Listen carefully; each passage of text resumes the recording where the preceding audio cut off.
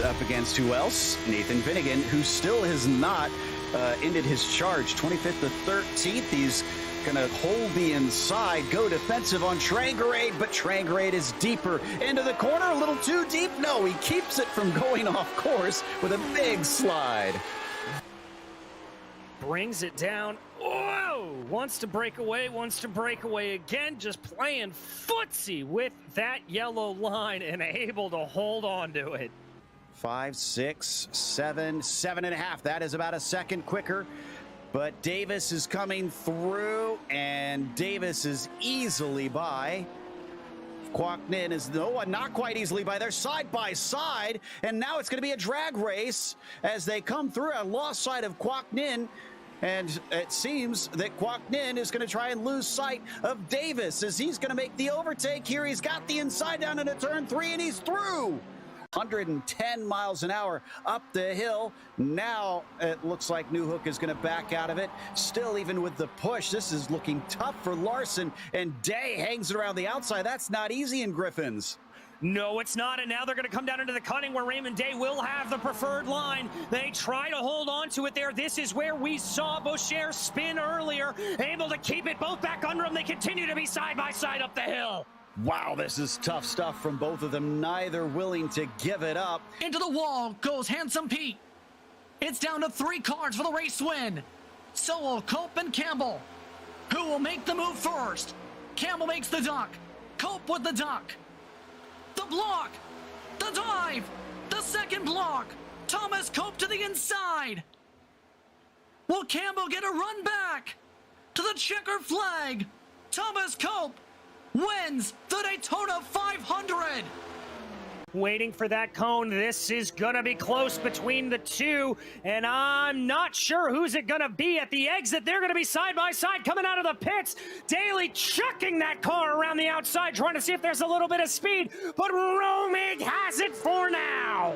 Oh, but they've got that run down the straight. If there was somebody watching a monitor for him, telling him what he can do, hey, try to pull that Loyola move, but he doesn't do it. He stays on the outside with a defensive move, pushing just a little bit too far. Got some tire smoke as they come off of Charlotte's Web, heading down that straightaway into the museum turn.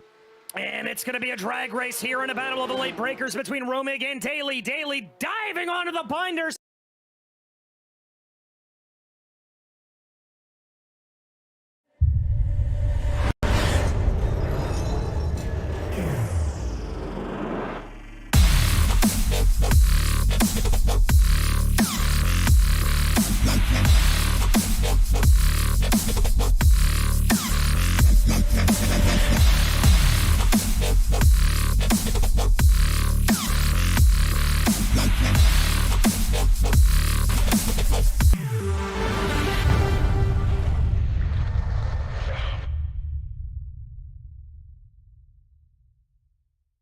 Hey there, I'm Nicholas Dubois, co-founder of Advanced SimRacing. We are a Canadian company. So what we did here today is for a real petrol head. He's really passionate about cars, as you can see behind me. We did a turnkey solution for him based on his needs. We try to gather as much information as we can on our client. And like we did today, we install a D-box system. We install ultra-wide cube control steering wheel. We try to provide the best quality for your budget. So let's say if you want a budget of 10 grand, we're gonna give you something that's the best for 10 grand. If you want 20 grand, then we always try to stay within your boundaries. We do try to make it as easy as possible. So the client, once we install everything, it's pretty much gonna be a turnkey. So he's gonna press start on his computer, and right after, we'll try to explain everything, how it goes, how it works, and then he's ready to go. Our aluminum is from USA, treated in Canada, cut in Canada. So we do sand all our aluminum piece just to make sure the powder coat sticks to it. And that's one of the reasons why we use powder coat, is to make sure you have the best aluminum finish in the industry. And our quality is beyond what you can get with any other competitors right now. We are really, really passionate about all the gear, all the cockpits, all the sim hardware, and that's why we want to create something that's really going to reflect our passion into our product. Come visit us at advancedsimracing.com. You can always reach us if you have any questions. You can call us, you can text us, you can go on Facebook, like our page, ask us questions over there, and we'll make sure to answer every questions there is. We are very passionate about what we do, and we try to make it as easier for you to go into the sim racing world, because there's a lot of gear, there's a lot of options, but let us guide you through your process, and let's hope you'll be an Advanced Sim Racing customer.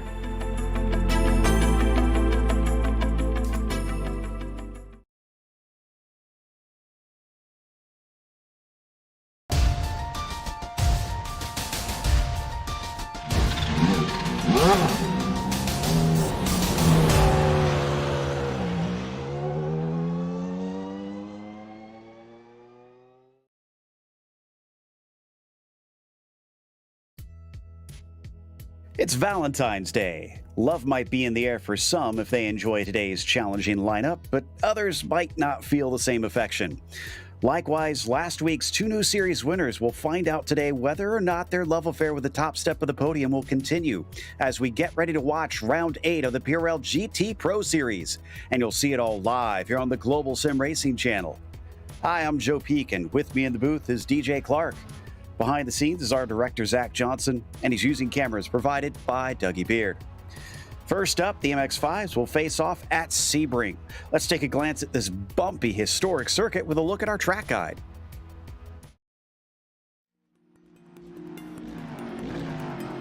Welcome to Sebring International Raceway. Home to the 12 Hours of Sebring, one of the most grueling tests in endurance racing, this is a track which has earned a fearsome reputation among drivers. The circuit itself is located on the southeastern edge of the city of Sebring, Florida, and was built out of Hendricks Army Airfield shortly after World War II. 3 layouts are currently in use, ranging from 1.7 to 3.7 miles in length. The longest course, which is perhaps the most well-known with it being the one used for the famed endurance race, shockingly still contains portions of the original airfield surface. It's this aspect which has become a signature feature of the track, making it extremely bumpy for racing. Sunset Bend in particular nearly shakes cars apart while they attempt to navigate the high-speed 180-degree corner. As you'd expect for the side of an airfield, there's nearly no elevation change over the course of a lap, but many of the curves are dramatically tall and unforgiving, daring drivers to glance them yet not hit them directly. Thankfully, places to pass are plentiful, including spots like the Hairpin and Cunningham. However, the many fast, sweeping turns creates a dilemma for car setup, since a vehicle that's made too stiff could wind up bottoming out on the onerous bumps. In the end, if you have the wherewithal to withstand the track's rough nature, you're likely to fare well. And since Florida fans almost always show up in huge numbers to witness this test of car and driver, you'll have plenty to impress at this legendary North American road course.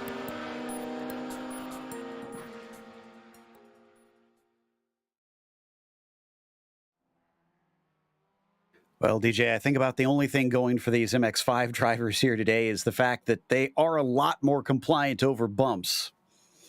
Yeah, they certainly are. They're not going to have nearly as much problems as we've seen some of the GT or even open wheel cars that have tried to take on this fearsome Sebring circuit, but they are going to find it a challenge nonetheless, particularly the run really from Hairpin all the way down to Le Mans. That is a very, very tricky area. A lot of fast corners, a lot of sweepers.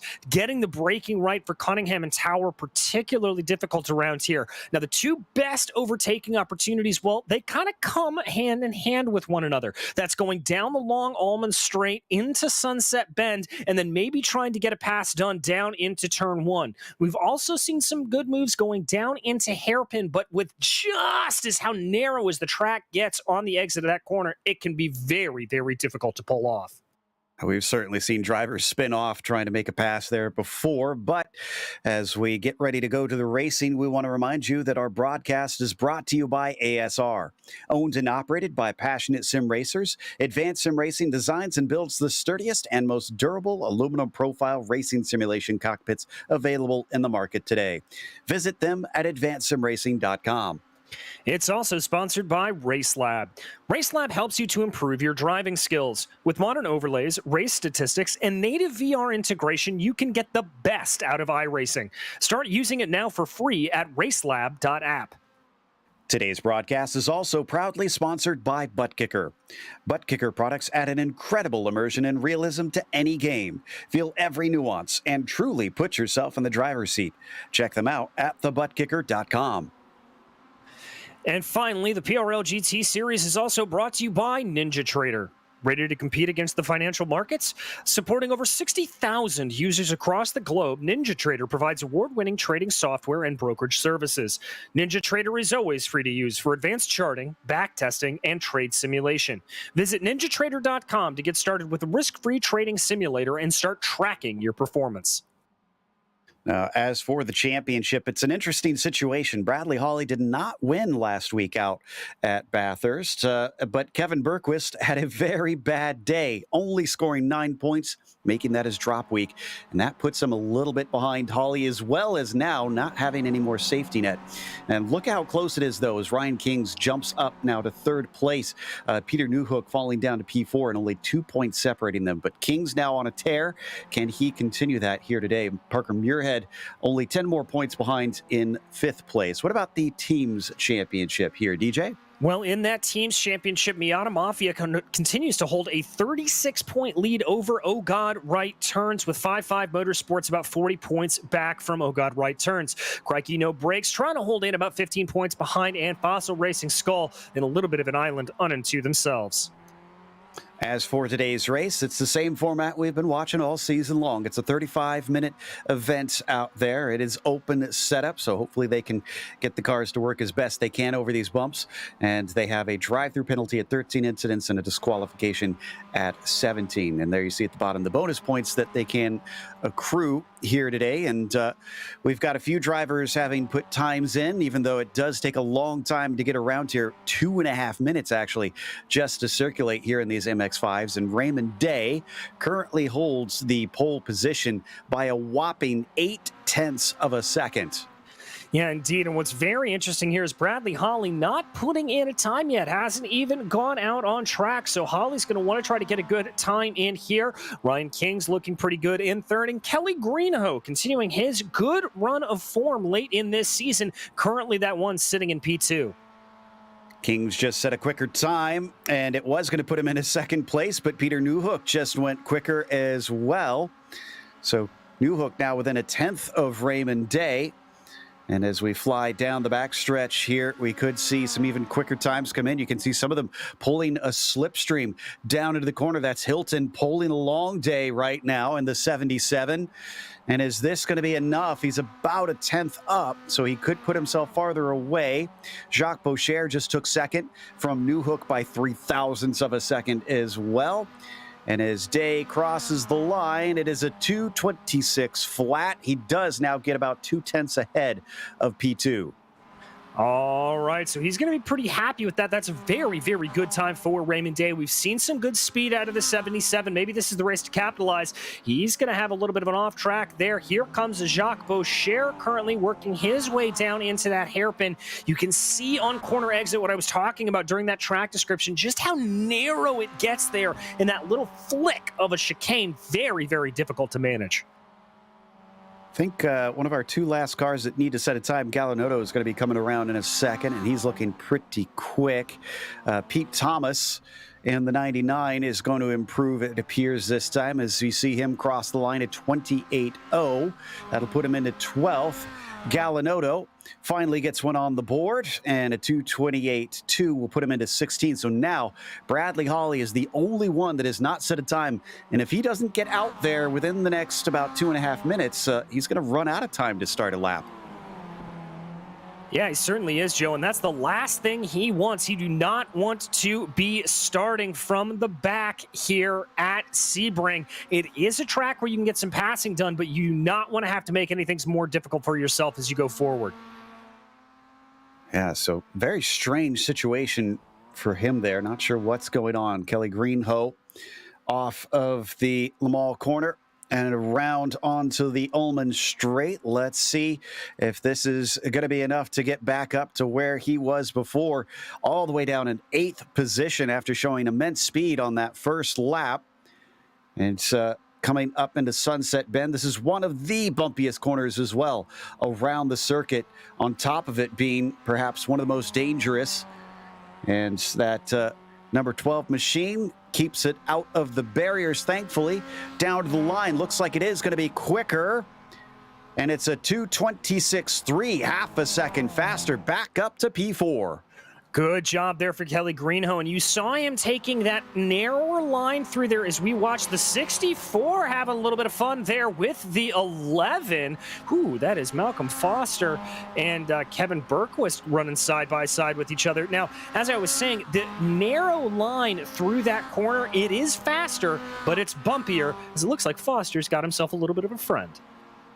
Yes, maybe trying to use that slipstream a little bit with each other.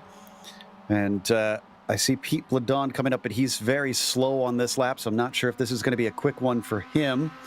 So he comes off to the left-hand side, and that one didn't even count for him, it appears. So, yeah, that was not a good one as it got deleted. Pete Thomas is going to be the next with Gallinotto chasing him, and Raymond Day will follow up, still at those 2/10 ahead, up at the top of the timing sheets right now.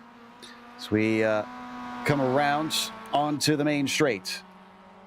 Coming around right now, let's see if Raymond Day's got anything. He's going to be a little bit far off of Robert Gallinotto, I think, to be able to get the good toe there. Is that going to be an improvement for Day? It doesn't look like it. No, it's not going to be quick enough that time by, but he's got enough time for maybe 2 more laps here. They are able to complete their hot laps as they get 15 minutes of open qualifying here in this session. Newhook's still trying to get those 300ths up to Boucher, and it's not that far back as well to Greenhoe, but Kelly is sitting in pit lane. So actually, Kelly's got to get back out there and get rolling, or else time will run out as they have to cross the start-finish line before the checkered flag to start a flyer. This is Newhook that we see coming through Collier and up to the very tricky Tower corner. It looks like he is a little bit slower on this lap, so I'm not sure if he's just winding himself up for a finale.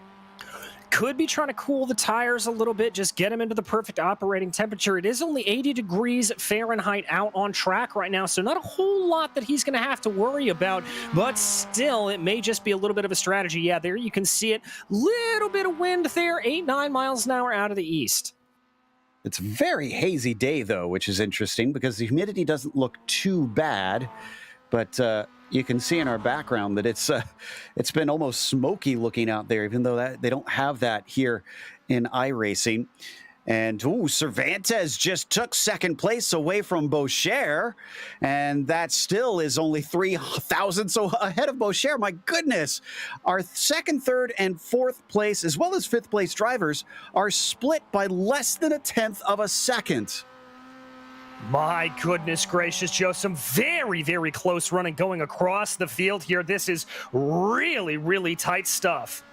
Can Newhook break out of that as he crosses the line? No, he was not fast enough. He'll have to cycle back around and get one more shot to go faster. But anybody who's in pit lane from here is done for the day as we now check on the 64. And this is going to be that 64 of Berquist. He's going to get a nice little toe there from Ian Cabana in front of him. Now, that'll certainly help him down the longer Ullman Straight, but it's not going to be the most effective here through the twisty bits, but he's got enough space to really be able to hold it out. It looks like I think he'll be okay. Yeah, Cabana's going to tow him along nicely, I think, as long as he's not hold him up in some of the slower corners. So Berquist has got a good shot at things. Part of his problem last week at Bathurst was getting caught up in other people's problems. He, unfortunately, was the wrong place at the wrong time as Jeff Smith tried to pull back onto the track after wrecking in the Dipper and just got piled up in it. And unfortunately, that ended his race prematurely. So coming through, the time is now down to 20 seconds. Who's going to be our first to take the checkered flag here? Looks like Todd Lewis. Yeah, I think it will be Todd coming across right now. There they go, coming across the line as we watch these two trying to come across here. So there is Todd Lewis in the 919. as he comes off of Sunset Bend. And he's very wide through the corner. Not sure if this is going to be fast. He looks about a second and a half off of his best time.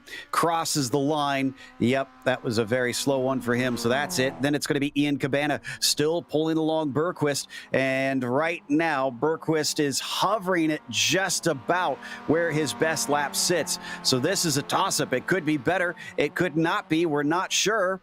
Off of Sunset Bend, the 64 crosses the line, and he does not go quicker. Just that little bit that he needed to try to improve, not able to get it up there. We focus back now on the 7 as he works his way around. This is Pete Ledon. Ledon also not looking quicker on this time by, so not sure that this is going to be an improvement for the Fossil Racing driver. And many drivers definitely trying to go wide off of that turn. But crosses the line, 230.2. Yep, that is well off of it. Raymond Day, who's already got the pole, is up next. And you've got Muirhead. And those are going to be the last two. Yeah, so let's see here, Day. This is just a little bit of a glory run for him to see if he can be able to improve and maybe just fend off. I doubt Muirhead will be able to get up there in time, but let's see if he is able to get a little bit higher ahead. He's going to cross over. He does go faster. Whoa! 0.5 past once again, and Muirhead will park it. Interesting stuff. And before we get to our grid, we do want to mention one of our sponsors here. Make sure and check out the Majors Garage, home of free Baseline Plus setups. Get help from any of the garage coaches 24/7. Sign up now for awesome, affordable monthly subscriptions to telemetry, coaching, and more by simply clicking on the link in the description below. Also, if you use our special discount code MajorsGSRC, you'll get 10% off. So let's go through that starting order. Raymond Day on the pole, as we mentioned, and looking mighty quick out there. Danny Cervantes will start next to him as Jacques Boucher will be P3. Peter Newhook will start from 4th. Then it'll be Kelly Greenhoe in P5 with Kevin Berquist in 6th and Ryan Kings unusually down in 7th for him. Parker Muirhead starts 8th, and row 5 has Cowgill on the inside and Lewis on the outside. Starting behind him in 11th, it's going to be Ian Cabana, followed by Pete Thomas with Baron Hilton and Randy Gross in 14th. Adam Young will be 15th, followed by Robert Gallinotto with Jason Larson, Malcolm Foster, Stacey Hunter, and Pete Ledon rounding out the 20-car field. Bradley Holly still not in the session, so there may be a problem there for your points leader.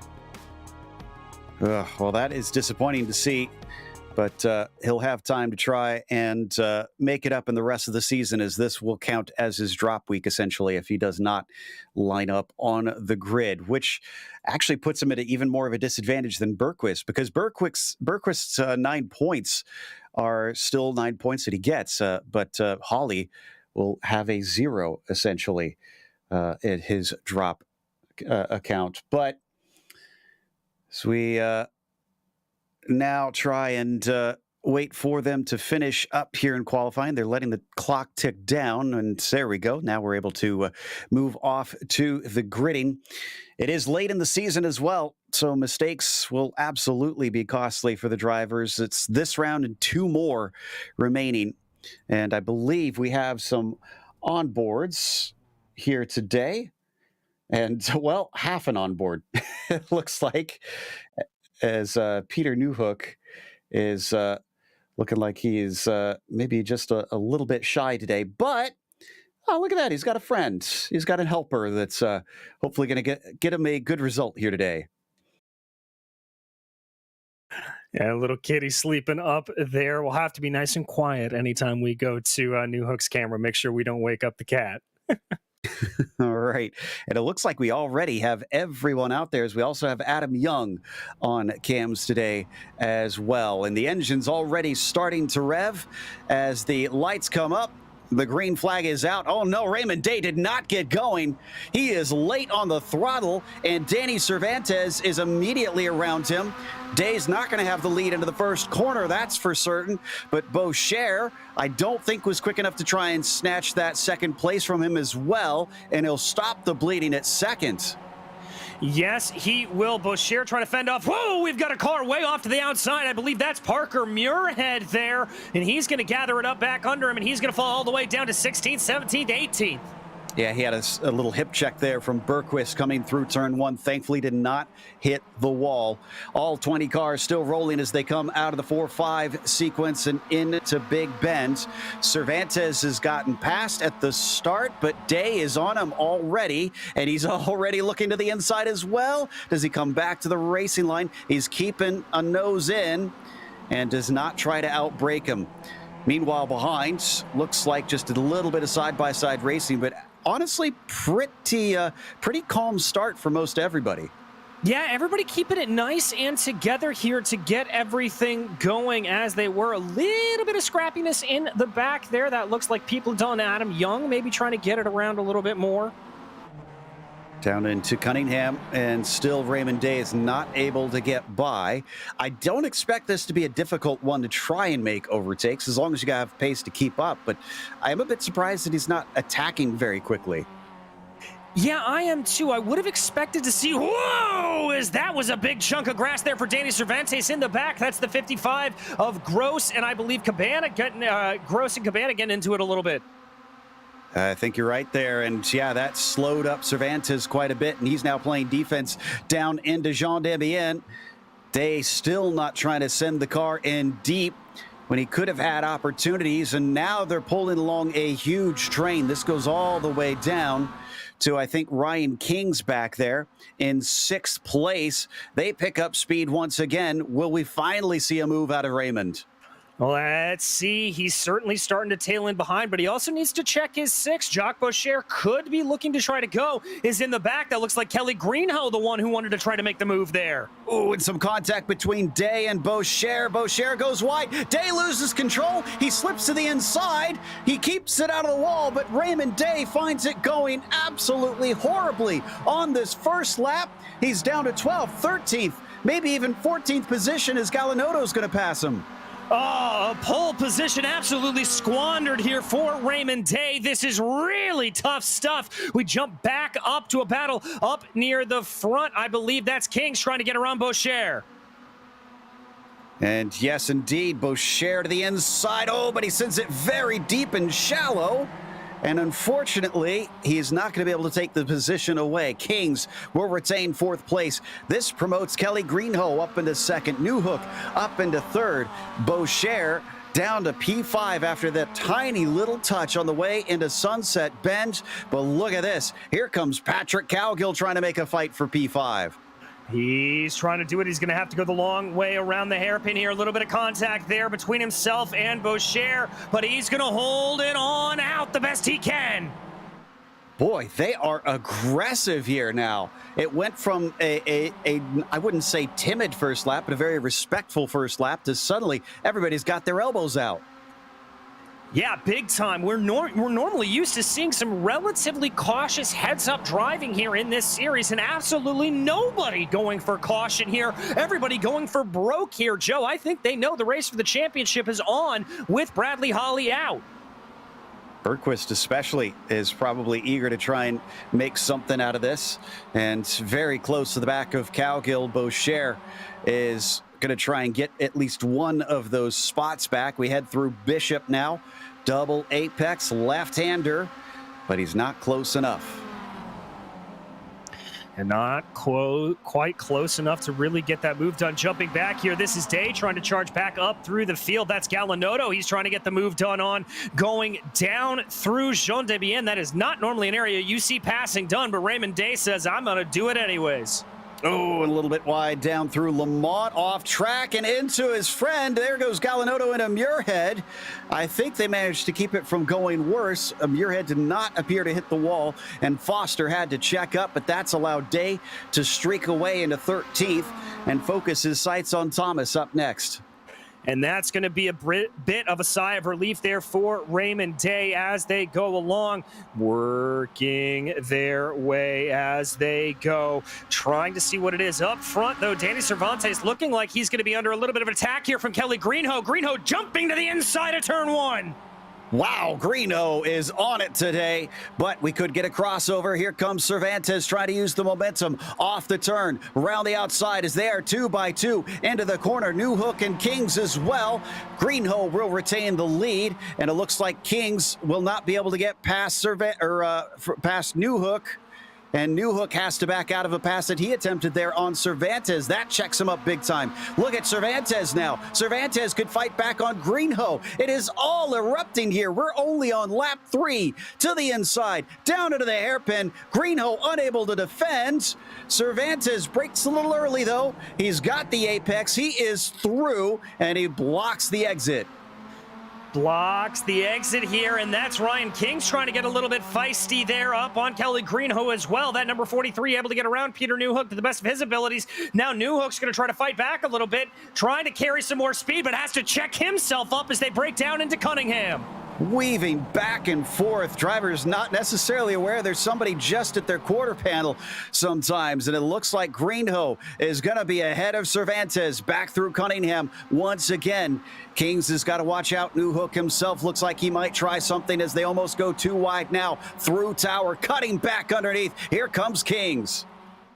Kings looking for the attack here on Danny Cervantes as they get their way around. As I said before, this is not the easiest place to get a pass done, and now it is going to be the long way around here for Ryan Kings, but he will not be denied. Trying to go to the inside of Jean Debienne. Side by side, Ryan Kings wants another victory here in Florida. He's got a good chance the way things are going right now, but he can't quite get around Danny Cervantes. Another big toe as they come down the Ullman Straight, and look at how far Greenho has pulled away from the quartet. Yeah, Kelly Greenho really using this to his advantage, trying to pull away. Ryan King's trying to pull off, but I think the advantage here is going to be Peter Newhook, who may be able to have a little bit of a sneaky deal here. No, King's late on the binders. Absolutely sends it into Sunset Bends, and cutting back underneath. We're going to go 3 wide onto the main straight and almost cutting across. New Hook nearly gets hooked himself and thankfully has just enough space to go by Danny Cervantes. Cervantes using that slipstream to catch back up and see if he can keep Kings behind him. Kings has the desired inside line, and once again an over-under potentially no. Ryan Kings now into P3. He's going to hold on to that for now, but all that squabbling behind has allowed for Jacques Boucher, Patrick Cowgill, and Kevin Berquist to really catch up to this battle. This is about to be a 6-car battle for P2 if they're not careful. When was the last time we saw this frantic of a fight at the start of a race? As Kings has a little off there coming through turn 5, but he manages it well. And again, Greenho about a second ahead of it all. He's trying his darndest to break the slipstream. Yeah, it really is doing a little bit of weaving this way and that. Looked in the back here. Ryan King's now trying to carry some speed. Ooh, a little bit of a move on the exit of hairpin there on New Hook. Kings is very aggressive. They keep doing this. Greenho's just going to continue to increase that gap. It's 1.5 seconds now. New Hook trying to play defensive as they come down into Cunningham. Ryan Kings on the attack once again. He came into this series looking a little bit aggressive, made a reputation, but has since cleaned up the act. But it looks like he's bringing it back, and he is not going to let go of this spot. No, he will not. Trying to poke it around here. Was that almost a little bit of contact there between himself and New Hook? If there was, there wasn't any lasting damage from it. Danny Cervantes keeping a very close eye on all these proceedings, but he's having to watch out of his rear view mirror because Jacques Boucher is very interested in this as well. 2.1 seconds now between themselves and the leaders. It just keeps compiling down into Jean Debienne. And yeah, it is 6 cars all vying for second place. The slipstream about to erupt yet again as we come down the Ullman Straight. Kings getting a fantastic run. A really great there run for Ryan Kings, and Peter Newhook knows it, doing a little bit of weaving, trying to break him off the line. King's going to still tuck up behind and try to get into this. He's going to have to go the long way around, but we've seen just how good Ryan Kings is on that middle pedal. He's going to try to send it in deep and carry the momentum. Still side by side down through Sunset Bend with the inside being shorter. New Hook is able to pull out ahead of him. And it's going to be another fight into the first corner once again. Last time it was Kings versus Cervantes, and he got away with it. And look at that, little bit of a bump draft actually from Kings. He's saying, let's go, let's hurry up, we're losing touch. Exactly, but New Hook's going to hold on to that inside line, try to carry momentum around the outside. Is Ryan Kings doing the best that he can. That's going to set him up to the outside here of the third turn. Is he going to be able to take it around the outside? Yes, he is! New Hook slotted down to third. Kings now into second. Can he run them down? Is behind them a little bit of an attack from, I think, Boucher on Cervantes. Yes, he manages to get side by side. That was a sneak attack, really. I very rarely see passes in that corner. It's very rare indeed to be able to try to see it, but just absolutely incredible stuff. You can see them all still bobbing and weaving like a heavyweight boxer in the back trying to find a position.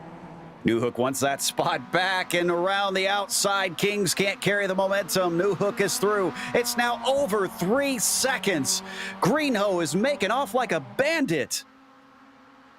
Yes, he is, and he is very excited to see all of these battles happening behind him. Oh, no, I believe that was the 77 having a little bit of, excuse me, the 71 of Stacey Hunter having a little bit of a problem. But we check back in on that battle for P2. Cervantes looking like he's losing just a hair of touch with Ryan Kings up ahead of him. Is this the chance that New Hook needs? They come down into tower. And as they exit here, this is where he needs a great run to try and pull a little bit of the slipstream. It's not the longest straight, but it is flat out coming through Bishop. And you can see he's peeled him back in a little bit, 0.3 of a second between him, and that's exactly what he needed. Whoa! How did he gain that much time at a Jean d'Ambien? He looked like just a rocket ship into that corner, and he didn't overshoot it either. No, he didn't. I don't know what he had for breakfast this morning, but that is some power behind the wheel of that car. Still weaving down the straight, trying to break that slipstream, and New Hook does not want to give up this track position. Doesn't cover off the inside this time. Ryan Kings, once again, going deep down into Sunset Bend. Is this a cutback from Peter New Hook, who cuts back across? Yes, it is. Carries great speed there, and he's going to have better momentum. They're pulling along Cervantes as well. Yes, they are. Danny's certainly not out of this battle, and if these two continue to go side by side, that is going to be a blessing for Danny Cervantes. He's thinking about trying to get up to the inside here of Peter Newhook as they go down into turn one. They're now going to be side by side. Oh, not enough speed, though, for Cervantes coming off the corner. He doesn't need it. He sends it down into turn 3, slides in front of him, and that is P3 for Cervantes. New Hook gets sent to 4th. Behind them, Jacques Boucher wanted to try as well, but he couldn't find an opening. No, just couldn't get it done, and so for a moment, we have the slightest bit of respite here, but it does look like Boucher's trying to carry as much momentum as he can, coming around Gurney Bend to just see if he can set up a move into hairpin. I know we've been focusing on this a lot, but this is where the action has been compared to the rest of the field as we come out of hairpin. And Ryan King stays in the same position for one corner for once. Cervantes now sizing him up. Here we go.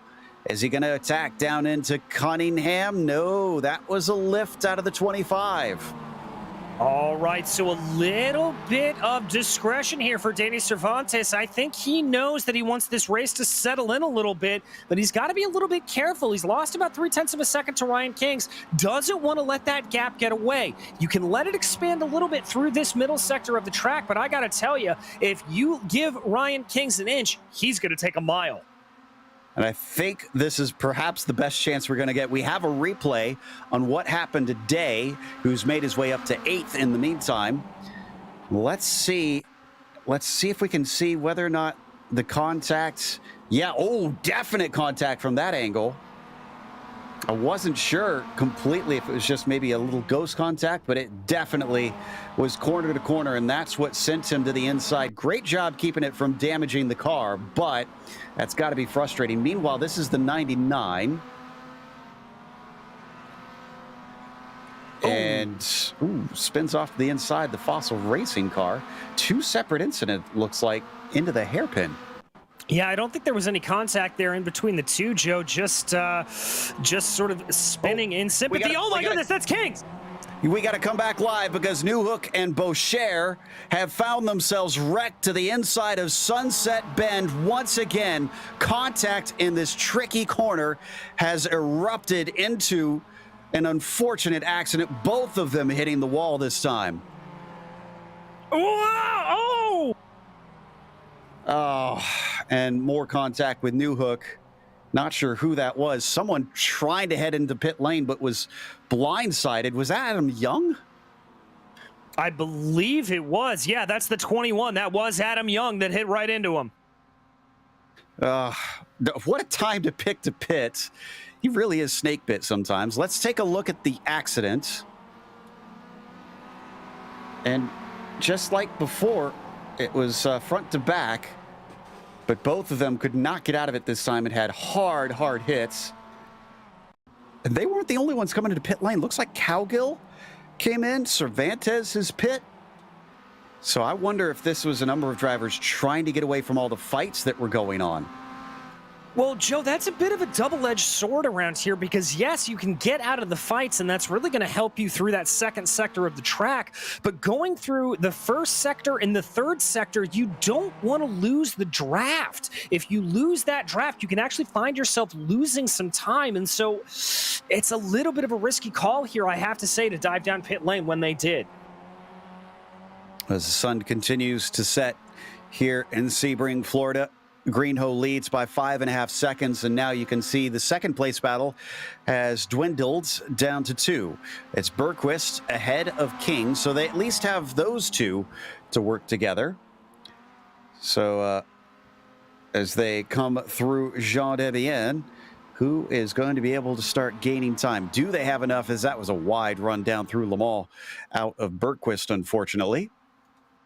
Yes, it was. That could give a little bit of an opportunity here to Ryan Kings, but he's still about 0.2 of a second back. He's trying to gain in the best that he can, but I don't think he's quite close enough.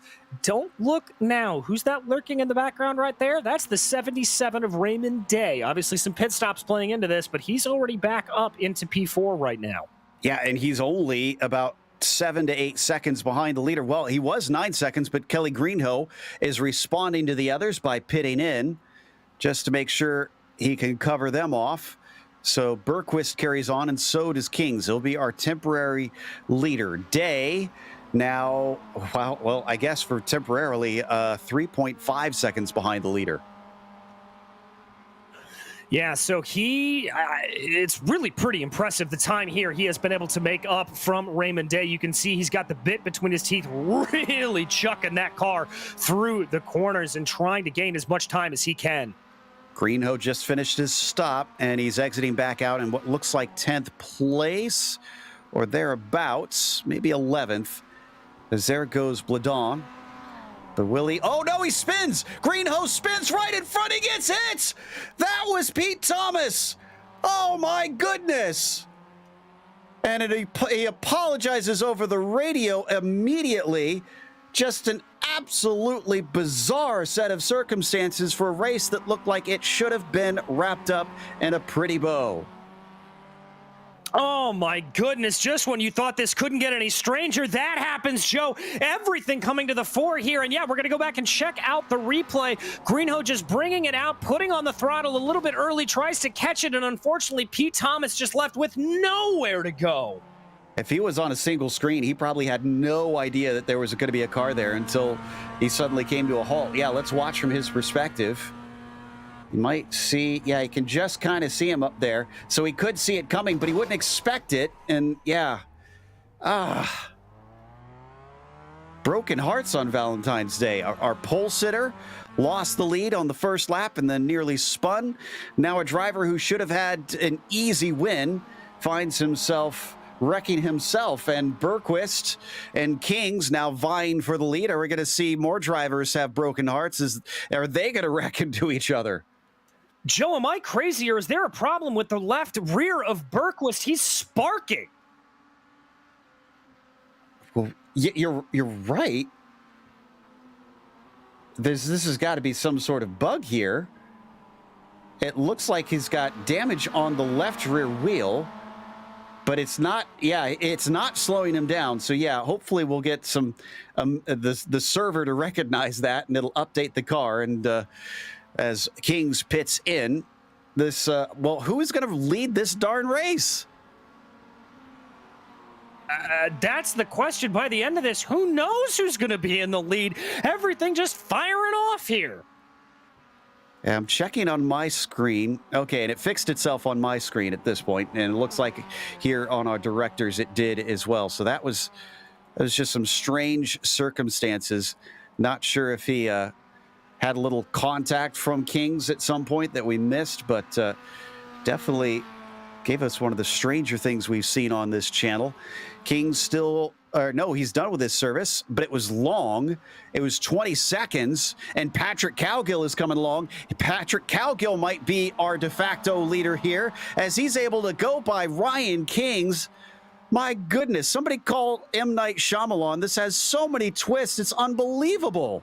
Absolutely remarkable here to see this all firing off. Cowgill now ostensibly into the lead. I never would have thought it, Joe.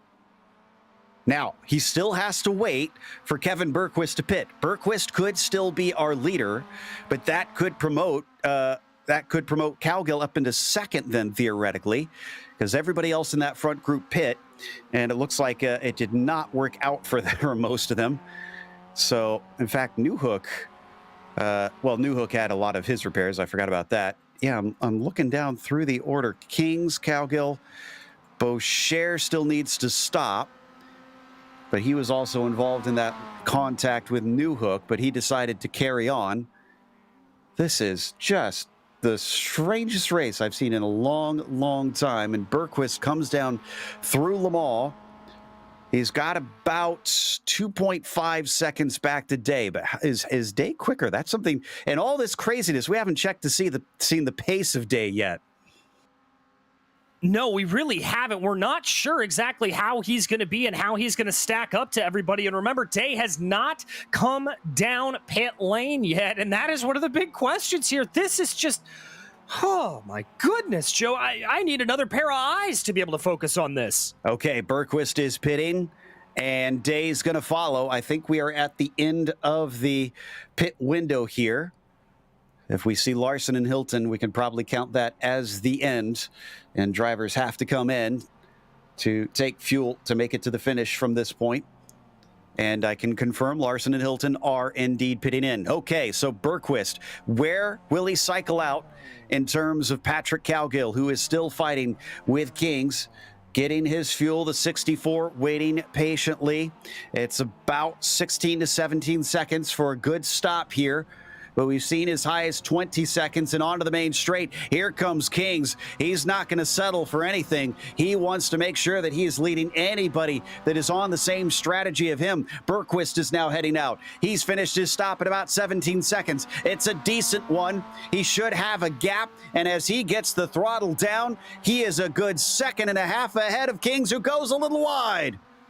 Oh my goodness, but King's able to recover it. There is Day in the back. Looks like he had a bit of a long stop. So your order now is everything is finally shaken down. Berquist, Kings, Cowgill, Day. 22 seconds. That's unusually long for the 77. I wonder if he had a little bit of damage that he still had to heal in that pit stop. But now it's the battle for P2 again, but with a lot less drivers involved. Can Cowgill and Kings calm this down enough that they can run down Berquist? Because if they keep racing side by side like this, they're just going to lose once again. Yes, they are. They've got to be careful. They've got to work together a little bit here to try to get this out. They've got to run single file. They've got to make some sort of truce here, or else this win is going to slip away from both of them. And they've got about 4 laps left, I think, here before this race is over. So they've got to really hustle. They've got 2.5 seconds to make up to Kevin Berquist, who last race suffered utter disappointment, but he is going to be through the moon if he somehow comes away with a win from, remind you, 6th on the grid.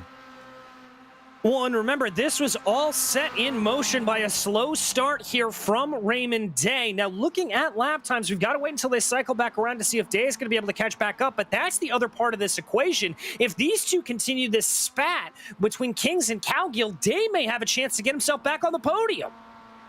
Indeed, and Raymond Day not really in the championship here. He missed one of the races. He had 2 DNFs to start it off. He's basically just running for the pride of a victory from here to the end. And a little bit of a look, but not a serious one from Patrick Cowgill. I think they've sorted it out. I think they've figured out they need to cool out and try to put fast laps in. I mean, that's the best strategy. We may see a little bit of a game of leapfrog from them coming on to the back almond straightaway, or maybe going into the main straightaway here. But one way or the other, they've got to be a little bit careful. Here comes Cowgill now trying to make a move. Cowgill to the inside, and oh, very wide there for Kings for the second lap in a row. Wheels are into the dirt. Cowgill has a shot if he wants to try and take third, but he backs out.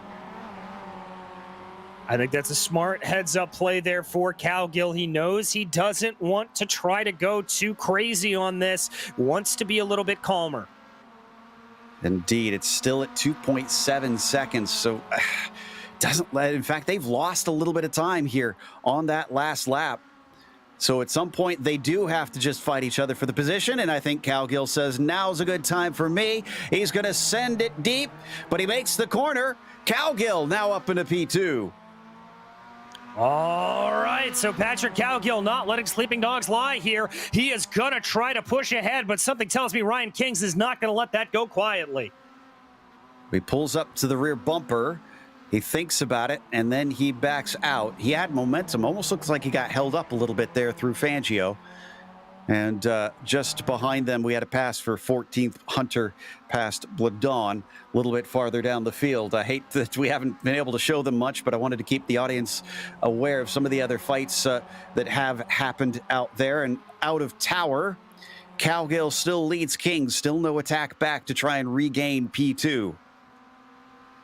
Yeah, nothing yet. He may be trying to make a little bit of an easier pass here down the Ullman Straight, but the way this race is going, Joe, I have no predictions. I have no idea what he's going to do there. He tries to send it into Jean Debian a little bit. I don't know why, because he's going to get a much better run here along the Ullman Straight as long as he's good off the corner, and that was a decent one. He'll get a tow. Cowgill, does he defend? We've seen Ryan Kings try to fight into Sunset Bend multiple times. And I didn't quite hear. He said something on the radio. I think he was saying that they're going to work together because now he's pushing him. Well, that is a great strategy, and we've seen that play out many, many times over the course of this series. That bump draft of these MX-5s can be very, very helpful. They've only got about 2.5 seconds to try to catch up here to Berquist if they want to try to do it. So if they use that bump draft, use each other's mutual speed to catch up, they might just have a chance.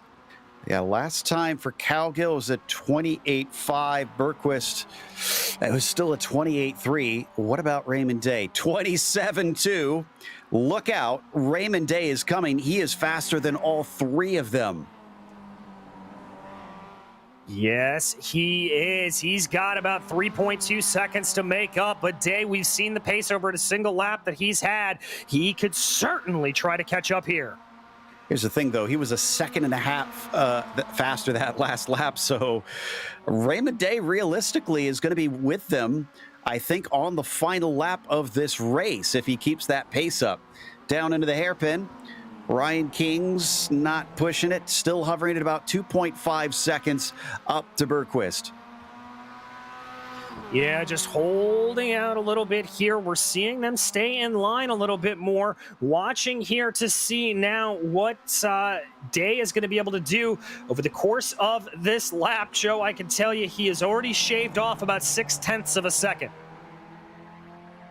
Wow, Raymond Day has got to be ruining that start to this race because this probably would have been his win the way things are going. Also had Malcolm Foster make a pass on Baron Hilton just before through the hairpin after Baron outbraked himself into that turn. And between Cowgill and Kings up through Bishop. Kings could maybe try and take a dive again into Jean Debian, but again, I would not advise that.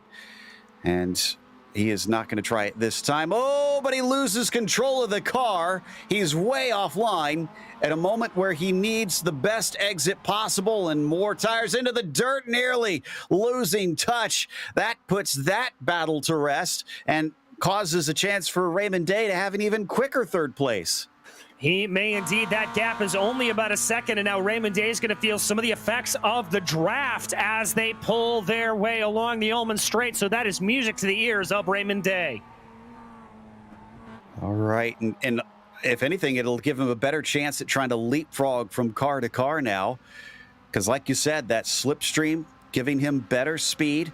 If he can get rid of Kings quickly, he can start to feel the effects of Cowgill as well in front of him, with only about half a second separating them, or 1.5 seconds rather. After that, though, that'll be too hard of an ask. We're 2 to go that time by.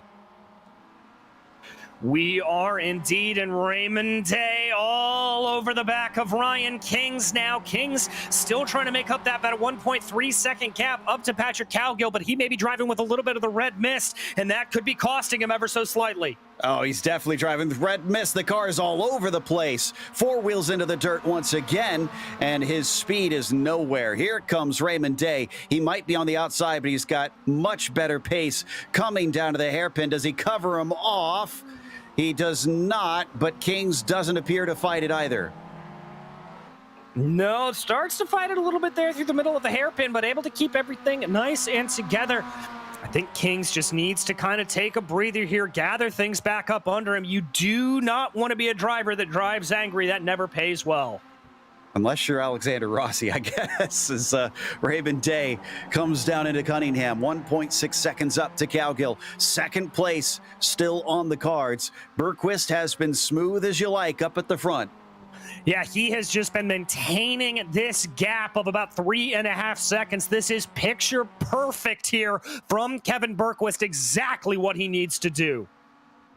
Now, for what it's worth, Day is about 5 seconds back from Berquist here. So yes, it is a bit far, but a mistake from Berquist could make the win possible. It's not completely out of the question, especially since he's going to pull along the draft from the 31 here, and I expect to be able to be on him by the time they get to the start-finish line. Yeah, I would too. So who knows what can happen? Yeah, Cowgill certainly thinking about that draft as he weaves to the right and then to the left down the long Ullman Straight. King's going to be poking his nose up behind Raymond Day right here to see if there's anything to be had. King's not going to make a move. Neither is Day. Everybody's staying in line. White flag is now out for Kevin Berquist from 6th on the grid to 1 lap to go to take his second win of the season and bring the fight back to Bradley Hawley. Behind them, Day has definitely caught Cowgill now, but he's bringing Kings along. Yes, he is. This is now a 3-way battle for 2 steps on the podium. Day bringing that car a little bit wider, trying to carry momentum. I don't know if that's going to work for him. It may have opened up an opportunity to Kings. Kings going to have a look down the inside. Wow, I was not expecting that, and I don't think Day was either. He didn't even defend on it. Tries to sneak inside of turn 5. And as they come off the corner, well, that might have put paid to rest Day's chances at maybe trying to catch Berquist on that last lap, because now he is left to squabble with these two. Yes, he is trying to see if there's anything to be had here. Going down into it. That's a tight line for Kings. Day's going to recognize that. He'll be able to carry a little bit more momentum out of the hairpin, trying to see if there's anything to be had. So suddenly Day back off the podium once again. Kings probably still wants that second place. Look to the inside here from Raymond Day. Neither of the two in front of him try to defend at all. No, but King's now looking a little bit aggressive on Cowgill, trying to see if there's anything to be had. Who knows here? I think he's just got to try to hold it together here. Don't try to do anything crazy until you get to the Ullman Straight and down into Sunset. I think you're right. I think that might be the call at this stage. Better to try and be the chaser and use that to your advantage. But what's going to happen into Sunset Bend? We've already had multiple incidents with cars making contact. And in fact, Ryan King's breaks deep into Jean Debienne. Patrick Cowgill is able to fend him off as we come down onto the Ullman Straight. And this is all for second place. That is our leader in front of them, Berquist, who looks like he is going to waltz away from these three. Weaving back and forth, Patrick Cowgill tries to cover the inside. It looks like Kings is going to have to use some of that brake magic to make the overtake. Maybe 3 wide. No. Raymond Day decides not to try and force the issue. Could be getting it off the corner. As up in front of them, Berquist is going to take the win today. But the story is who takes second, and it's going to be Cowgill at the line with Day third and Ryan Kings in fourth. Oh my goodness gracious, Joe. That was near brilliant perfection from Raymond Day. You said it, diving down into sunset, tried to carry a little bit more momentum, not be aggressive, and then just got the run off of the line. Perfect. Malcolm Foster almost going to lose 10th place as we got a battle here along Ullman Straight once again. Hunter versus Bladon for 14th position. And it looks like Cervantes did come home ahead of Foster in the end for 10th and 11th as we go side by side around the final turn. It's a drag race to the line between these two. Stacy Hunter on the outside is just far enough ahead. He'll get 14th, Bladon 15th. And my goodness, just as they wreck across the line there, I have seen many races in my years. This has been one of the most amazing races I have ever seen in 9 years of covering racing here on GSRC. Just incredible stuff. That's going to take us to our results. And Kevin Berquist was your winner at the end, bringing the fight back to Bradley Holly. Patrick Cowgill was P2, and Raymond Day, our pole sitter, fought back to third. It could have been second. It could have even been a win if he hadn't have had that opening incident. Ryan Kings only fourth in the end, although he did start seventh, and it was a nice gain up positions. Parker Muirhead was P5.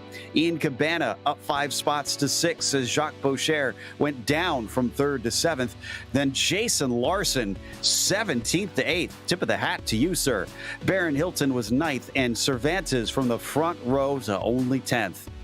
Malcolm Foster up 7 positions on the day to come home 11th, followed by Adam Young with Robert Gallinotto and Stacy Hunter behind it. Them. Pete Bladon was just pipped to the line by Stacy Hunter, with Peter Newhook falling all down the order into 16th.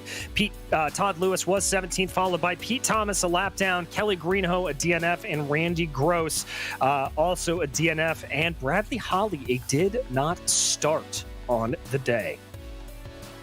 Okay, let's talk to Kevin Berquist and see what he thinks about this, as our winner here today came from 6 on the grid. Happy Valentine's Day, Kevin. It looks like this was this track was your sweetheart today, because my goodness, how did you wind up winning that? Wow, that was a ton of fun. I mean, this is now my 3rd season with PRL, and makes 2 wins this year, so I am just super pumped over that one.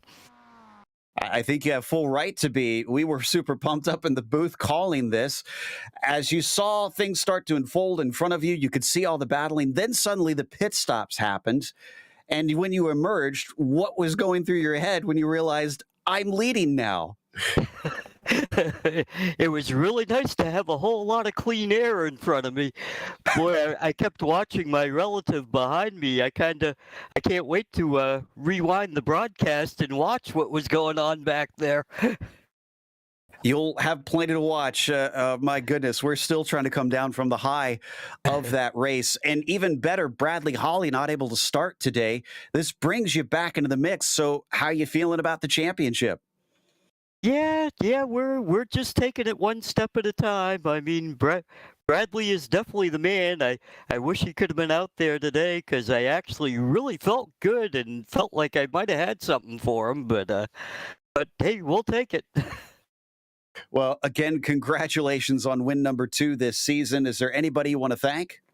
Well, yeah, I want to thank you guys and PRL for putting on such a great league and great broadcasts. And say hi to my girlfriend that's watching from Kazakhstan right now. Woo, we won. That was Kevin Berquist, who took the win today. And up next in second, DJ's caught up with Patrick Cowgill, who did even better from 9th place. Patrick, an amazing run up through the field, an amazing battle. Just talk me through your emotions, man. Oh man, I was sweating so bad those last few laps.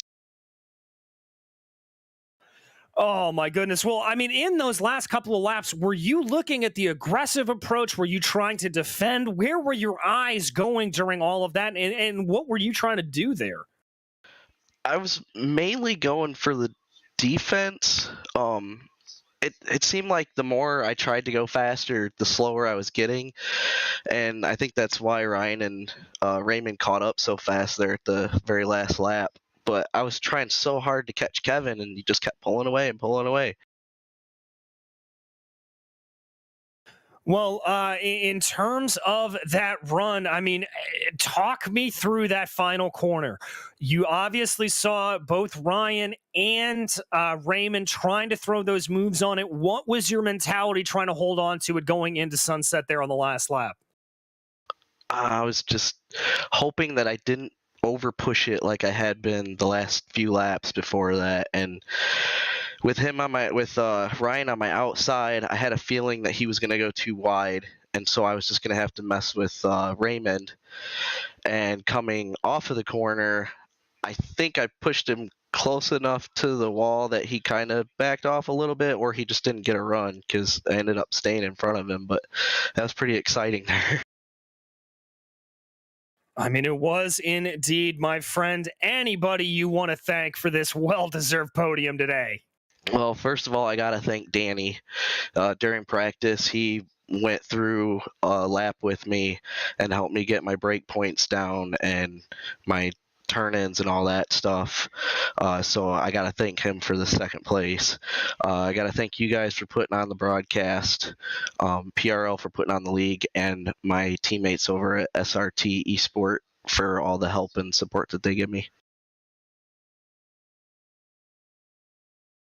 Well, thank you so much. That was Patrick Cowgill, your second place finisher here today. Joe?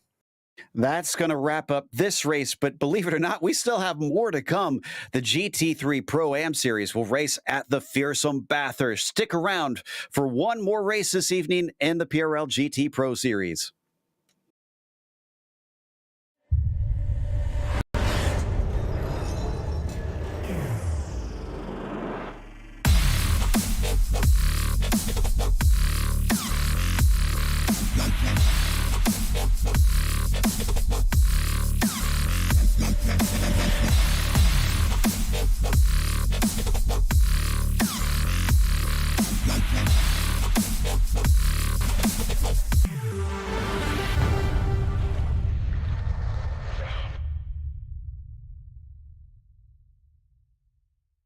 Hey there, I'm Nicholas Dubois, co-founder of Advanced SimRacing.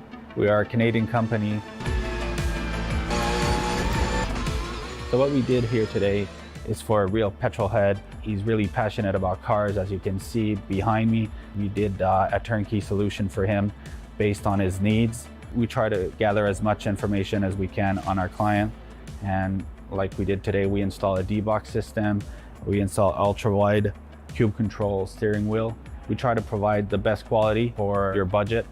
So let's say if you want a budget of 10 grand, we're gonna give you something that's the best for 10 grand. If you want 20 grand, then we always try to stay within your boundaries. We do try to make it as easy as possible.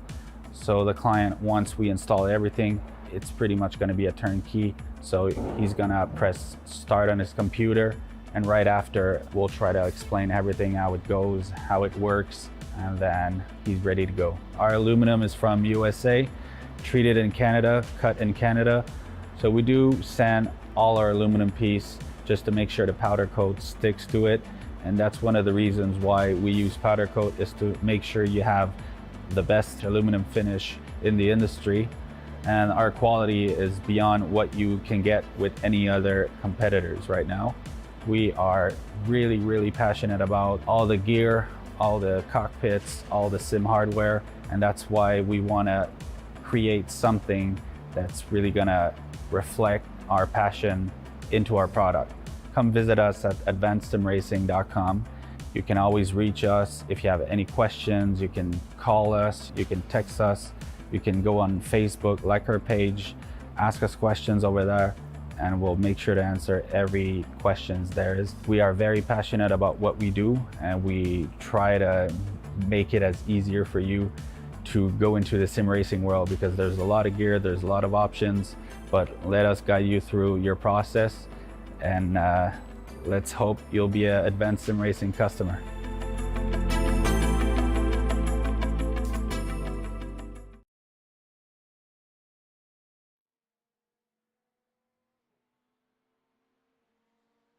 Well, sometimes referred to simply as Bathurst or the Mountain, its real name is Mount Panorama Circuit. And in case you've never seen it before, we have a track guide to help introduce you to it.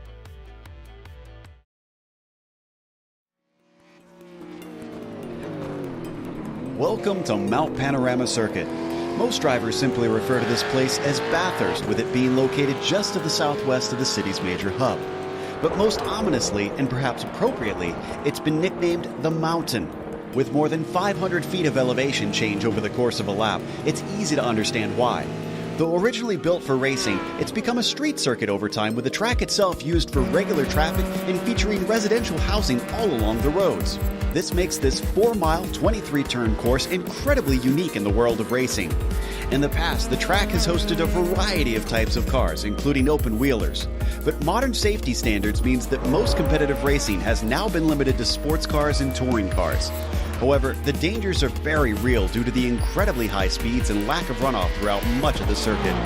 The quickest parts are the run up the mountain straight towards Griffin's Bend, and then the flat-out blast back down the Conrod Straight and into the chase. This chicane was added in the late 80s to break up the run down to Murray's Corner. But while most chicanes are derided for ruining the character of a track, the terrifying speed as you approach it and the general difficulty make it fit right in with Bathurst challenges.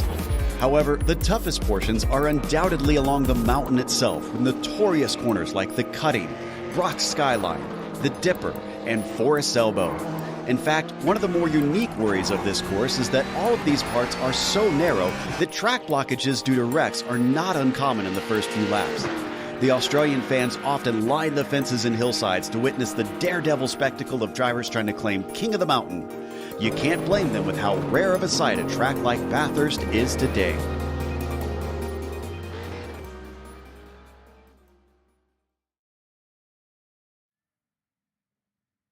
Well, DJ, we've recently saw Detroit here on the channel, and of course we've had the Nürburgring at times, but besides those, this to me seems one of the greatest challenges our drivers can face here in the sim. It certainly is, Joe, and really for the first and third sectors of the lap, it's pretty straightforward with the Mountain Straight and Conrod Straight leading some good overtaking areas going into Griffin's Bend and down into the Chase and down into Murray's Corner. But from there on out, this track is anything but straightforward. The run up the hill from the Cutting all the way down to Forest Elbow, it is elevation change after twisting corner, after perilously close running to walls. It is some of the most difficult parts of tarmac you will see in the world. Very, very, very, very difficult. You are not going to see hardly any passing up in that area, but rest assured you are going to see some errors that do come out. So drivers have to be very, very careful there. Obviously, the real areas to watch out for, that run from Skyline all the way down to Forest Elbow as you plunge down the hill trying to fight with the brakes, the weight of the car working against you. It's so very tricky. Oh, man, is it? And right now, that's going to be important because of the championship implications. Krasowski still leads, and it's a pretty healthy margin. But so far, recently, Fujita's been pretty fast himself. And if he could beat him again, he could keep this fight alive into the remaining 2 rounds after tonight. Vincent Trepanier, a little bit far back now. He's becoming more or less and less of a factor in his. J.R. Williams is pretty close behind him, and so is Dave Minato to J.R., leaving us a bit of a fight for third in the championship. That's the pros. What about the AMS championship? Well, we are as tight as we could possibly be up at the top of the AMS, Joe, with Iago Moraz and Juan Benitez tied on points with 163. Kwok Nin only 13 points back, so a bad day out of the two of them could find him getting right up into the battle. Dewey Kang only 29 points back, and Jean-Claude Langlois within striking distance of Kang as well. As for the team's championship, with a double podium last time, of course, this means RSR by ButtKicker is really starting to run away. ASR Esports, a bit of a distance, and have got to start making some better finishing results. It's not impossible, but if they don't start to reel them in, it's going to be tough. As Precision Racing Island boys, who are on a trajectory upward, have finally lost a position. Back down to third they go, with NTR Motorsports and SRT Esport Black very tight together in a battle for P4. What about for today's event, DJ? Let's take a look at the race details. Well, Joe, it is the 7 of 9 rounds here today, and we've got a little bit longer of a race in store, a 40-minute race with open setups. So drivers are going to be able to tweak and tune those cars, and that's going to be especially interesting here at Bathurst because they are going to have to be able to tune for straight line speed down the mountain in Conrad Straits or to be quick through the twisty bits up and down the hill. So it'll be very, very interesting to see. Same rules apply. Drive-through penalty at 13, disqualification at 17, and bonus points available for pole, fastest lap, or 3 instants or less.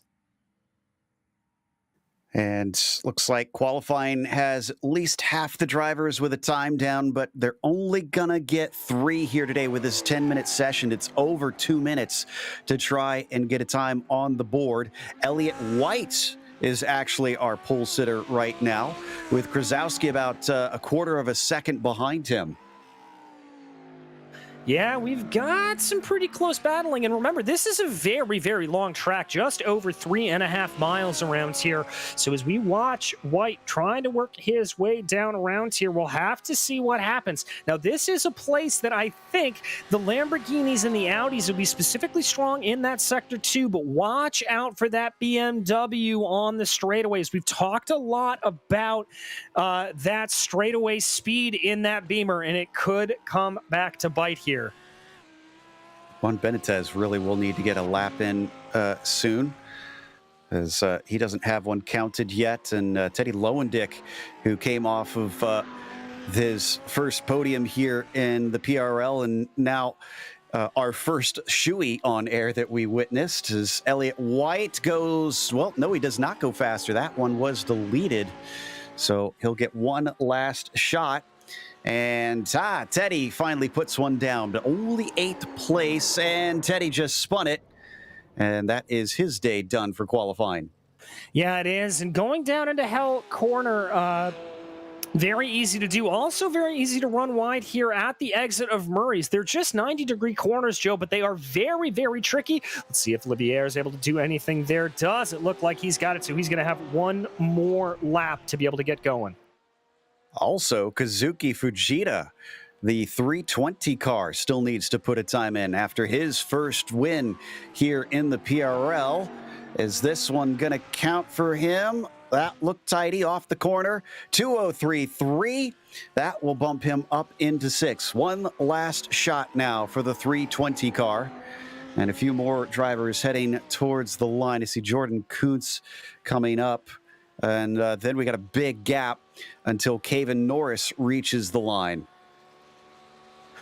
Yes, we do. So for Fujita here with that Lamborghini, it is a little bit more nimble than the BMW. So I think this is going to be a pretty good car all the way around here. So he's just going to try to maximize absolutely everywhere that he can and definitely try to carry some good speed coming up through the straights here. It'll be a good part of the track for him there, bringing it around. That's about a perfect line through the cutting.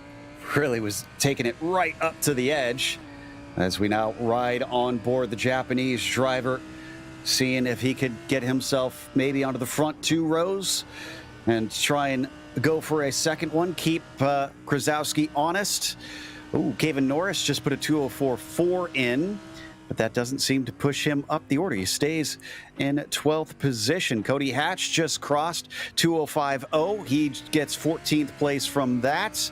Arnaud Genet is going to be the next one across the line, but let's keep an eye here on Kazuki Fujita. Bringing it down there through the corners, down through the dipper, that it's just such a perilous part of the track. Little bit of a narrow line line there coming off of Forest Elbow. That may have cost him just a little bit of time, but it did look like he was green through the first 2 sectors here. And this is where the Lambo can really stretch its legs out. He's going to have to be very brave here, going down into the cutting, hard on the binders. Let the elevation change work to your advantage there as they come through. And here he comes down to the line. Only one more corner to go. And as that happened, Arnaud Genet moved up into 4th. So Fujita is now all the way down in P7. He is to the line. Is this going to be better? No, it was deleted.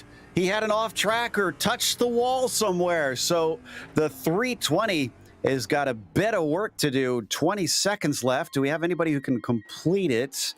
I think Kuntz is going to be close. We see one of our Lambos coming to line. Oh, no, Kuntz is going to practice his pit entry, which is a good thing he did, because that's not the way you're supposed to take it. So our grid is now set, and it is going to be Elliott White on the pole position.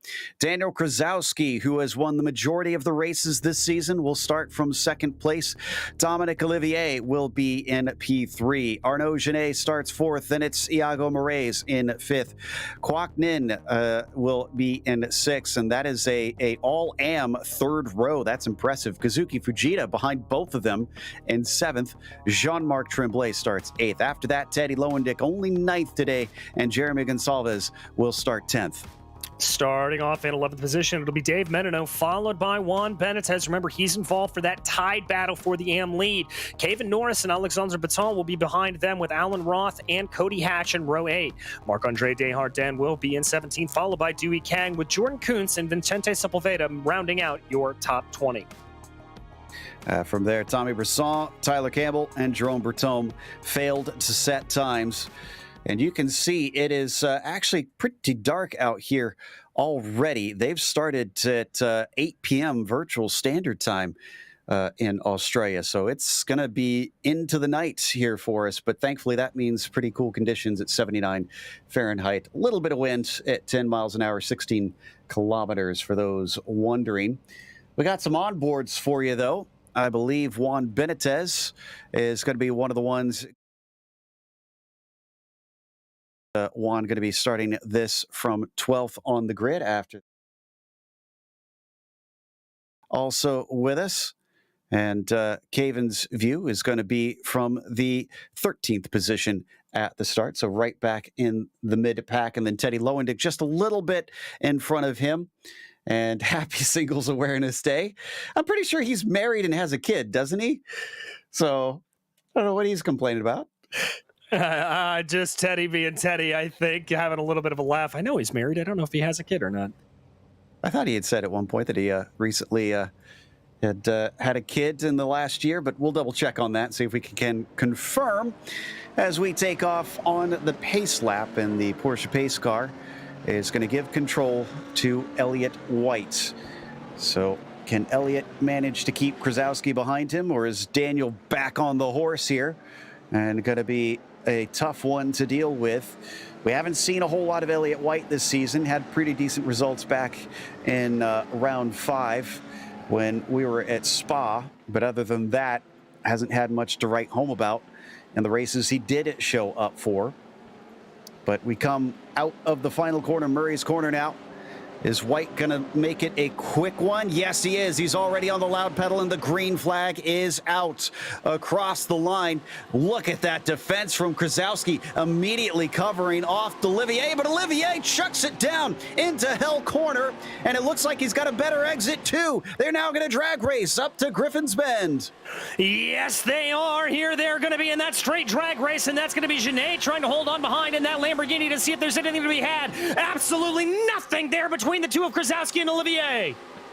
Krasowski's going to have the inside, but he doesn't break quite as deep. That outside is hard to hold on to, and that is why Olivier, a spin though, up at the front. Everybody tries to scatter to the inside. Krasowski falling all the way to the back. Will he get hit? No. He keeps from having a second incident, but 21st from second on the grid. Oh, that is what you hate to see coming up through there. But up at the front of the field, Olivier and Genet continuing to try to keep this battle going a little bit more. That is the 3-1-2 of Olivier of Genet. Kazuki Fujita now starting to close in behind him. Wow, Fujita up to 4th from 7th, and the first lap isn't even over. We've had another incident. Cody Hatch looks like he found the wall somewhere between the parks, I think just before McPhillamy, and he is going to try and limp that one home. As we now head through the Dipper and down out of Forest Elbow even already. That was a poor exit out of Fujita, and here comes Jean-Marc Tremblay on past. Yep, he's going to poke his nose right on by there. That is that power of the BMW that I talked about. Look for it to be very, very fearsome on these straights. Well, this has worked out beautifully for Elliott White, that's for sure. 3 seconds nearly after one lap. A little look to the inside, but Tremblay cannot get the BMW past Arnaud Genet. So 3rd place for the 312. Kazuki Fujita in the Lambo. Don't think that's close enough for an attempt here into Murray's. So he's going to sit behind for the time being. Hope for maybe a better exit out of hell. We'll have to see what he can do. Like I said, that Beamer's got some strong legs on the straight, bends it down there into hell, heavy onto the accelerator as they get going here. Everybody in the back looking like they're easy and nice together as they go around. It's a pretty decent run from Kazuki, but he doesn't seem to be gaining on that super fast BMW, who just stays out of arm's reach. And single file this time, thankfully, into Griffin's Bend. Not seeing anybody spin this time. Yeah, nobody really spun out there, so everybody nice and clean. Now, this is the area of the track where you do not want to be aggressive. You have just got to try to follow the car behind. If you try to go too wide through here, up through the parks and down through Skyline, it is a one-way ticket for disaster, Joe. Tell you what, Daniel Krasowski's not made up much time at this point. I'm not sure if he's damaged or what, but he's still about 14 seconds to the bad. Oh no, and a big wreck! Big wreck! Teddy involved in it. And it looks like it's continuing on beyond him. Caven Norris gets collected. Tyler Campbell. That is Alan Roth, who is absolutely tumbling. That is one of the nastier wrecks that I have seen around this circuit. Caven Norris just absolutely flying off there, Joe. Poor Ted. This is the same thing that happened to Cody Hatch.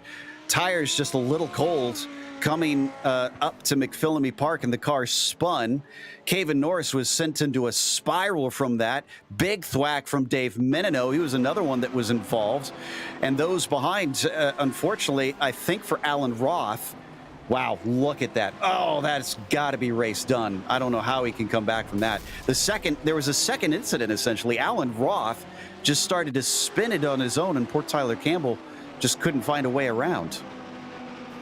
No, he couldn't. Teddy off there. You can see he just lost it, and that collected Caven. Oh, that is exactly the kind of pinball domino effect that you can see coming up and down the hill here.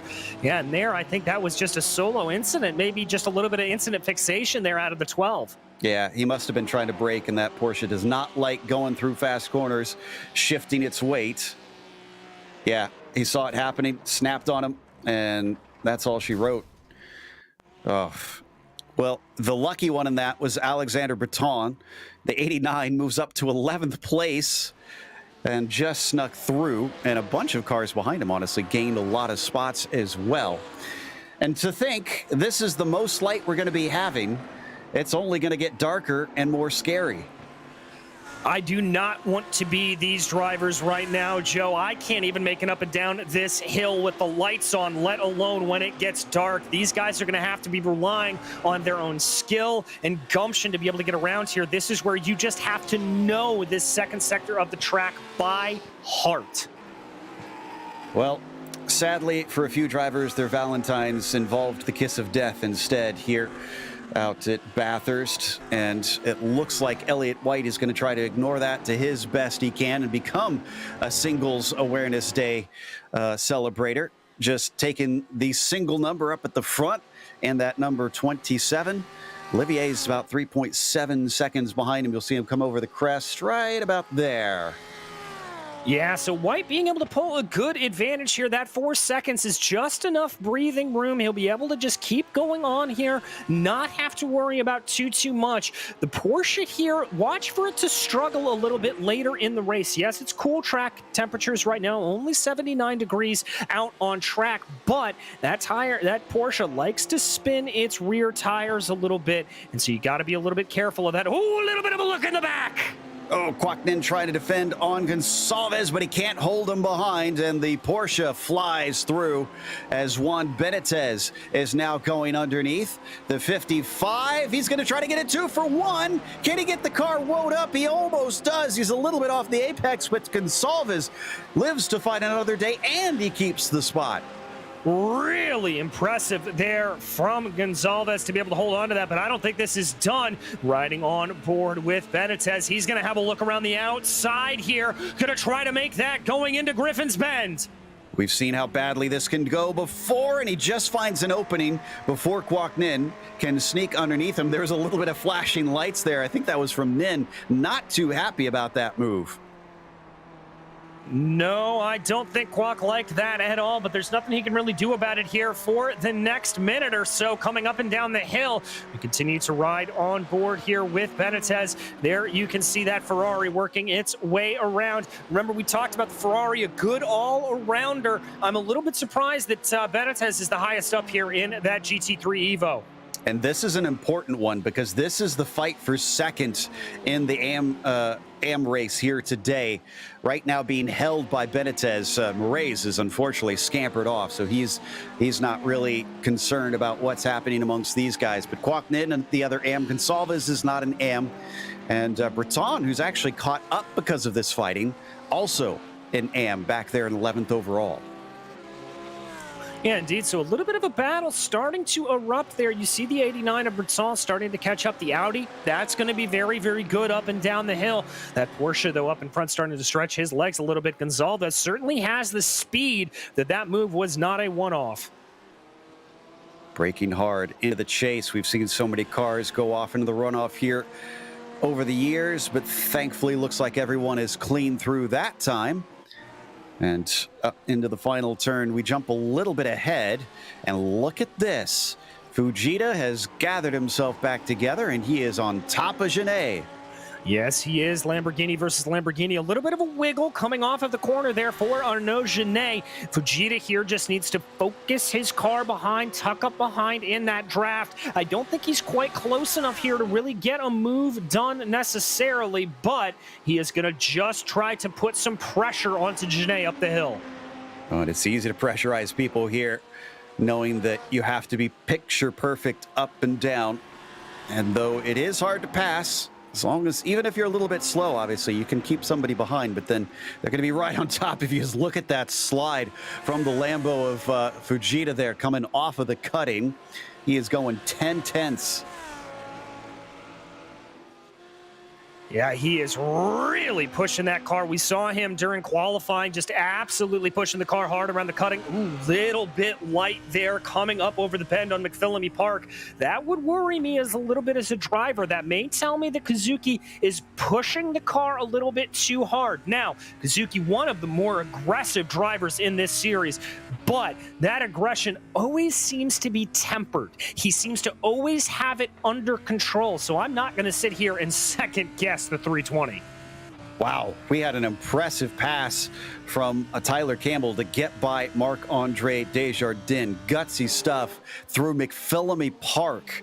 Marc-Andre made a little error, went off, and he's actually lucky he didn't spin right back into the field. But just keeping his foot in it, Tyler Campbell somehow found an opening in that. So as we try to spool up that replay, we've still got 30 minutes left in this race, so there's still a lot left to go here this evening. And we still have pit stops as well that need to happen for our drivers, affecting their strategy out on the course. Here we go. Let's take a look at almost a repeat of what we saw before with the car going off into the grass. Oh, talk about a catch there. Oh, my goodness. Desjardins, very lucky that car did not end up in the outside wall.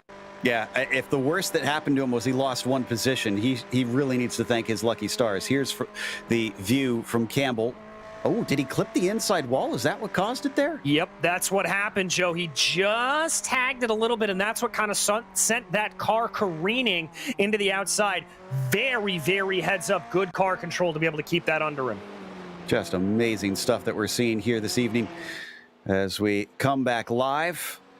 And that battle not over necessarily, but a little bit more spread apart amongst them. And the meantime, we jump up ahead once again. This is the 99. This is Jordan Kuntz and Breton. Oh, did something happen to Moraes? I think Moraes just had a wreck. Oh, my goodness. Because he suddenly towed into the pits. I'm trying to find it. Here we go. So he's... Oh, and once again, that's the third car. Oh, and he glitched. Unfortunately, he glitched. And that's a big part of why he had to take a tow. But tires not seeming to like it coming. I'm trying to remember the name of that exact corner, actually, because each of them kind of has their own name. I think that's, yeah, that's Solomon Park, that keeps happening. The exit of Solomon that we've seen 3 cars now just get loose on exit. Well, and crucially, Joe, 2 Audis getting loose there. Now, that car is a very, very twitchy platform.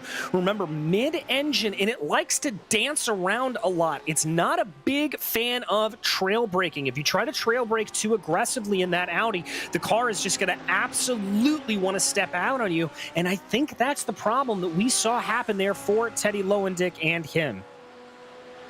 And the other one that got involved, a Porsche for Alan Roth. There, so, or no, it was Cody Hatch. Well, he's also a Porsche. Excuse me. Well, it worked out anyways. But yeah, a rear engine car. So definitely seems like these faster corners are quite tricky in these cooler conditions. There was the corner right there. And up at the, towards the front. No, actually, who is this we're looking at? Excuse me. This is Norris that we're now watching.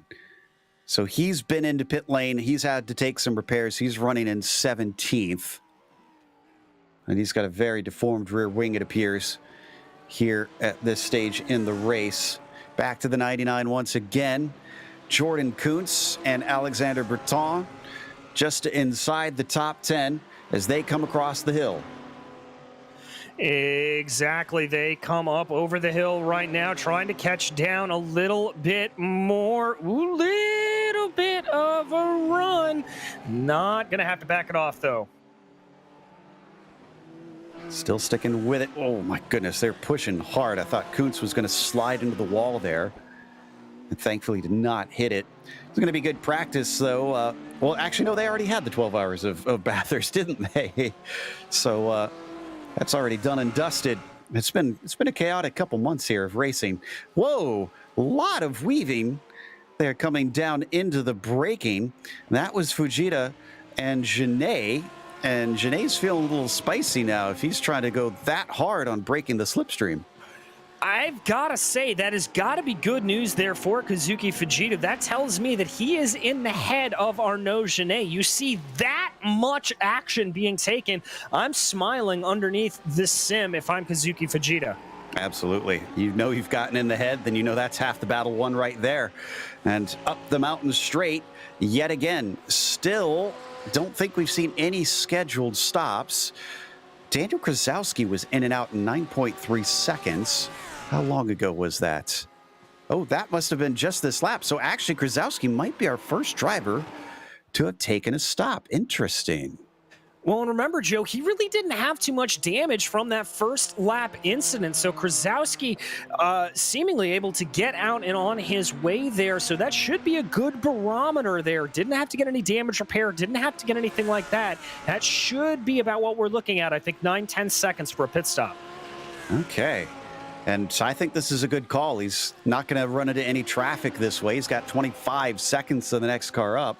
Oof, as that was very close for Fujita, who just about saw himself becoming the latest victim for Solomon Park. And now we go back down the hill as he chases his fellow Lamborghini. Yeah, trying to chase him, trying to close him down here. And that's the second time he has had a very, very scary incident. I think he may have brushed the wall coming up over McPhillamy a while back. So Kazuki Fujita very much hustling that car around here a whole bunch.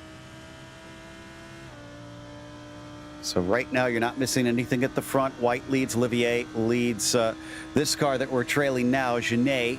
And we're on board with fourth place Fujita, breaking into the chase. This time didn't see big weaves out of the 312. No, so maybe that was a one-time thing a little bit, just feeling the pressure from Kazuki. And that gap has expanded ever so slightly. It's up to about 0.5 of a second. Remember, when we were watching this a couple of minutes ago, it was down at about 0.3. Which is actually what it is right now between Dewey Kang and Jerome Bertome. And that's for 13th position. And in fact, it got a little closer even down through the chase. Jerome looking very good here. The Canadian just trying to see if he can get the New Yorker to make a little bobble and give him an opening off of the Murray's corner. He's very fast, but I don't think, no, he is going to try. He's going to look, and then he comes back to the racing line. Now it's a matter of who can get on the throttle better coming up the mountain straight. And I like that approach there, just trying to see if he can maybe force a little bit of an offline move there from Kang in front. Kind of got him a little bit squirrely coming off of the apex, so that's pretty good. Bertome trying to have a little bit of a move here. Not going to make it work into Griffin's Bend, but just keep that pressure up. Try to force that error. That's a great way to try to get by. Man, he is right on top of him. He's got to watch out, though. If there's a mistake out of Kang, if he hits the wall, there's going to be no time for the 217 to try and react to avoid it. Backs off just a little bit now, back to 0.5 of a second. And that'll be a little bit better to try and avoid running into the rear of his rival. So we work our way through McPhillamy Park. It seems we're a bit cursed here tonight because as soon as we left Fujita and Jide, they got closer together, and these two went farther apart. And now we see those two down to 0.3 of a second once again, just about to hit the halfway mark of this race. Yeah, and there you saw Genet just pushing the car a little bit, kicking up a little bit of dust on the entry to the chase. Clobbered the curb a little bit there. That tells me that Genet is really trying to hustle that car. He is feeling the pressure from the 320, and that's exactly the kind of little things that Kazuki Fujita will be noticing as they work their way around. So will we see more drivers find themselves fall victim as, oh, Jordan Kuntz. Jordan Kuntz is now pitting. So this was from 9th place. He's going to get himself some fuel and be on his way. Where is that going to put him? This is going to be a good barometer for what Daniel Krasowski is doing in terms of his strategy. And it was 9.3, a reminder for Krasowski. Kuntz still ticking up, should be done pretty soon. 10.6, slightly slower, and Krasowski's just coming through Murray's right now. He might actually be pretty close to Jordan. Yeah, he may indeed. Jordan's going to take a little bit to get up to speed there, so let's see how these dueling cars come out. And looks like Jordan's going to be able to have a little bit of legs on him. It'll be about 4 seconds once everything's said and done. So it wasn't as close as I was anticipating. Krasowski down in 14th now, but both he and Jordan have their pit stops done. And remember, we said Jordan was about 9th place when he pitted. So a potential top 10 for Daniel. That's not too bad a damage control. No, it's not. If he's able to hold on to that, he can probably take this week as a drop week and still maintain a pretty good lead in the championship standings. And so he'll be thinking about that as he goes along. He just wants to try to maximize as much as possible here and not throw away any more points. This duel of the Lamborghinis, Genet continues to lead Fujita. We haven't really seen Kazuki be able to get an inroad to try and make an attack on him quite yet. So wonder if we'll see the Japanese driver just try and hop on into pit lane a little early maybe and see if he can undercut him potentially. Just get that little bit of track position to get the clean air to be able to go by without having to pass him directly on track. We've so far lost, it looks like 4 cars in today's race. Alan Roth is out, Dave Menino, Teddy Lowendick, and Diego Moraes are all gone. Cody Hatch returned to the track, for those that are wondering, and the number 7 is our last driver rolling in 17th. Yeah, indeed. Listening here on board, doesn't look like Kazuki Fujita is necessarily saving any fuel. I thought that may have been a little bit of what he's doing. But I'm getting the sense here that what he may be doing, Joe, is just waiting until pit stops, waiting until Genet dives down pit lane, take an extra outlap, and then just absolutely go for broke. I wouldn't put it past him. Down to less than 20 minutes now. And we actually are down to 15 cars on the lead lap, I'm seeing as well. So despite an incredibly long lap around here, there's still lots of drivers that are struggling today to keep up. Plunging down through the S's.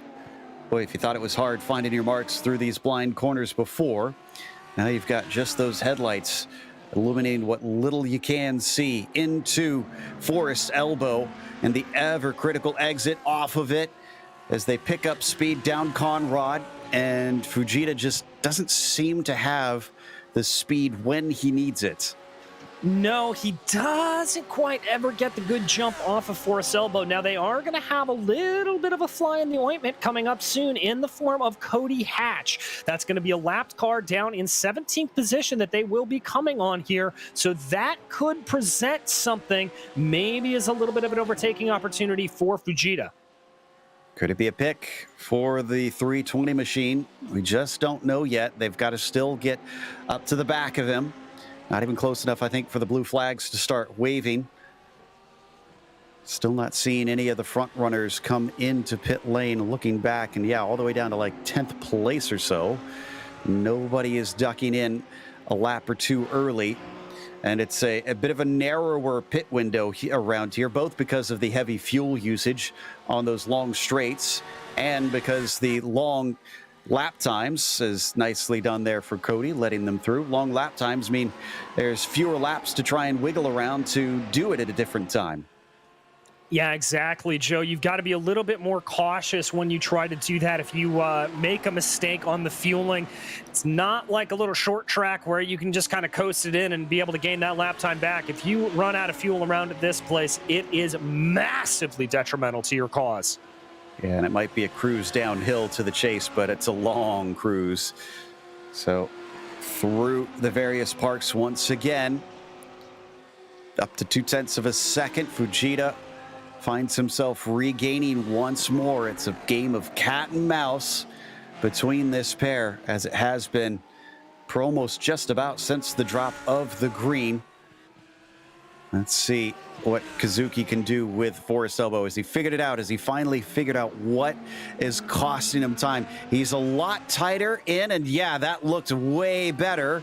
He's going to start to feel it as they pick up speed already at 135 miles an hour. Yeah, look at that. He's poking his nose to the outside there, almost deliberately trying to break the draft, just get into the head of Arnaud Genet as much as possible.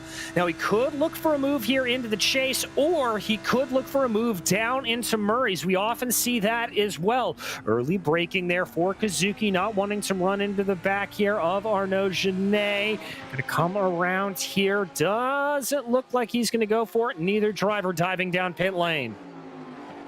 Well, they both stay out. White did as well. So did Olivier. Looks like Tremblay did not pit. Gonzalez and Benitez. So, man, there are drivers that have no interest in trying to play games with the fuel strategy here today. Everybody running it dry. I'm pretty certain either 1 or 2 more laps should see them run out of opportunity to come into the lane. So we should see them finally do it pretty soon. Another car having to let them by. That's Cody Hatch again.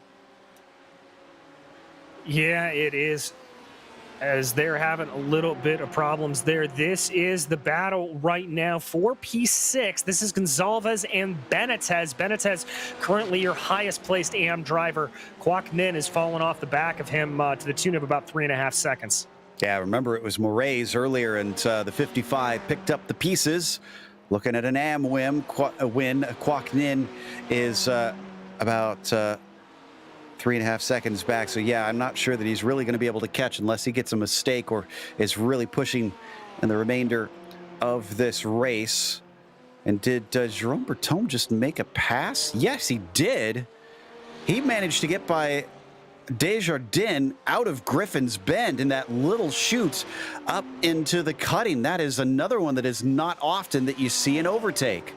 No, it is not, Joe. I pretty much the entirety of the mountain pretty much characterized as a one-way street. So very impressive there from Bertome.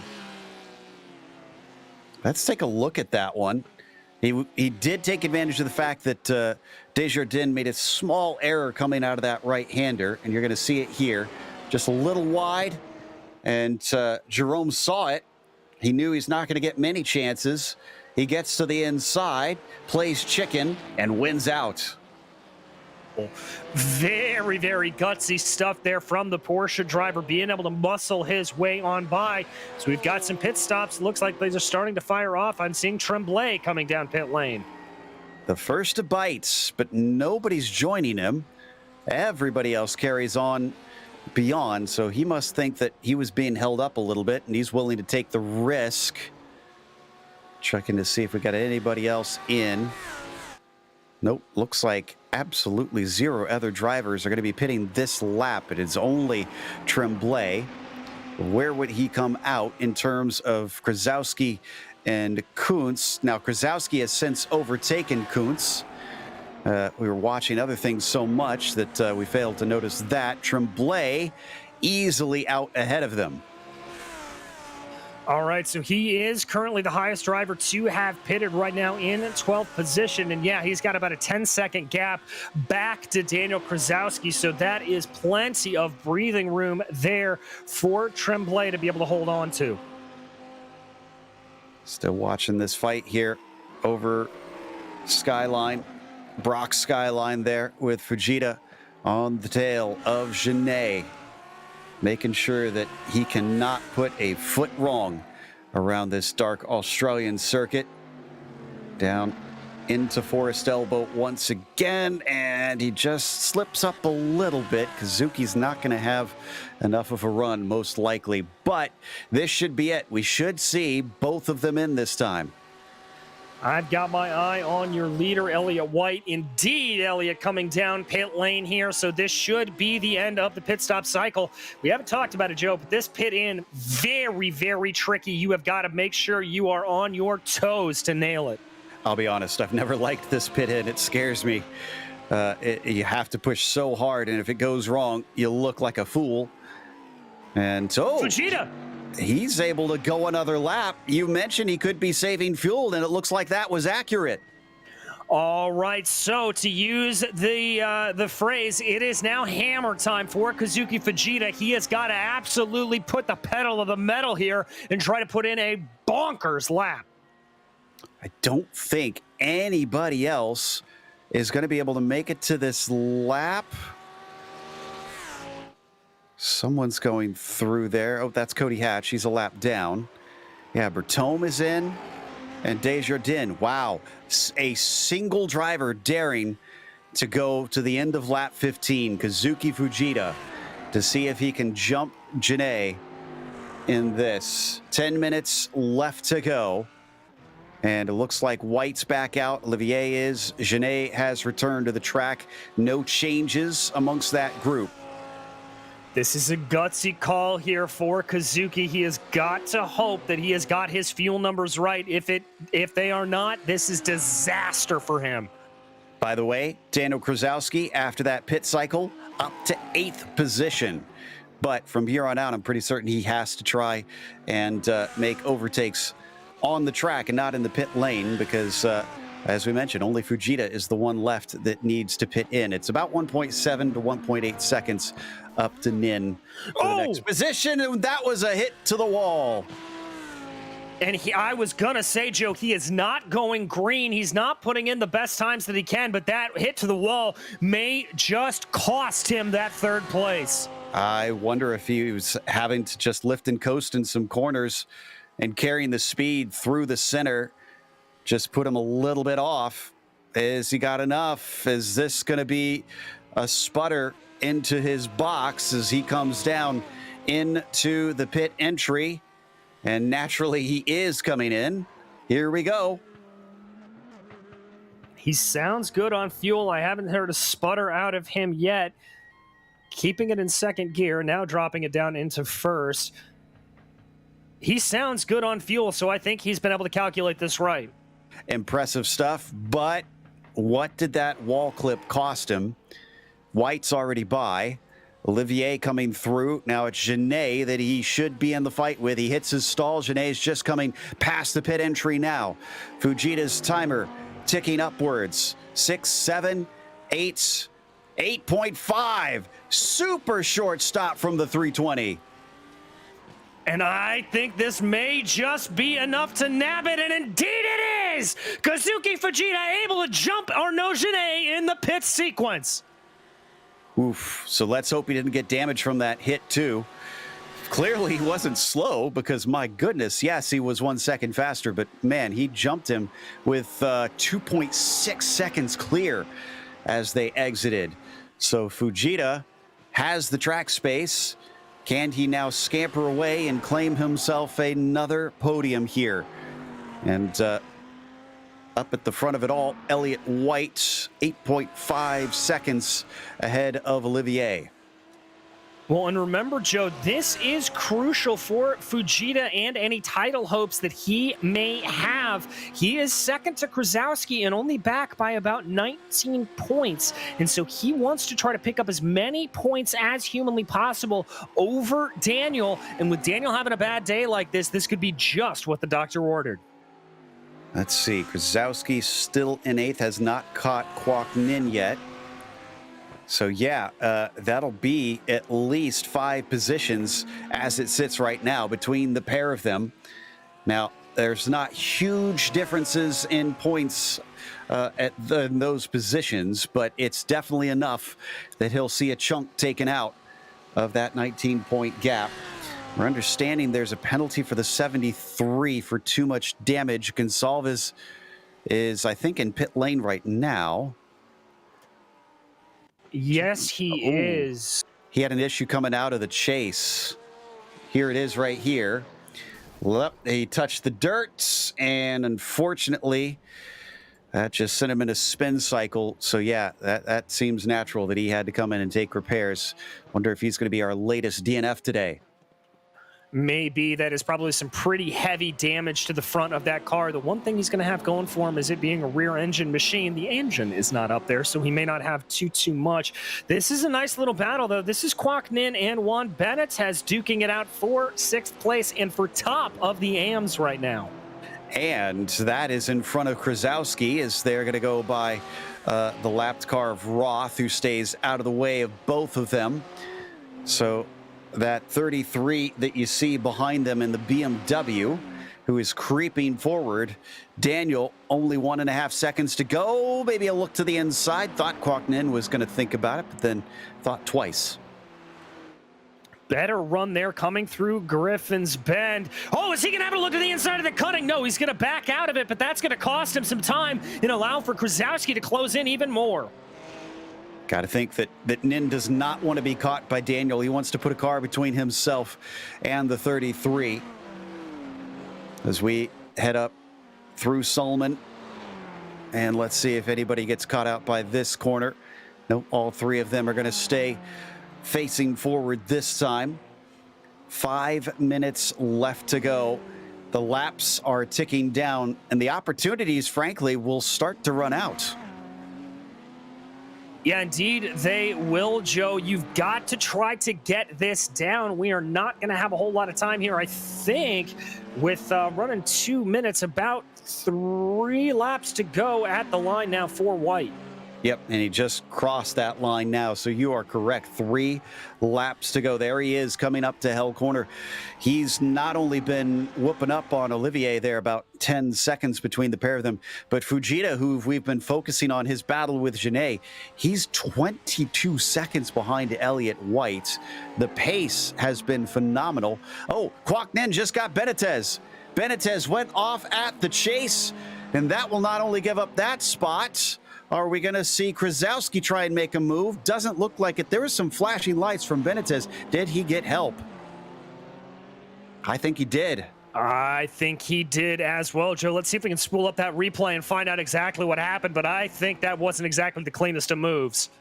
Yep, Kwok Nin was in a hurry. I said he wanted to get away. There he goes to the inside, and a little bit of Australian racing rough and tumble for you today. Yeah, just a little bit. It's a bit of a late move there from Kwok Nin, but at the same time, I do think Benitez may have deprived him of a little bit of space, so at the end of the day, I'd call that a racing incident. Back up the hill.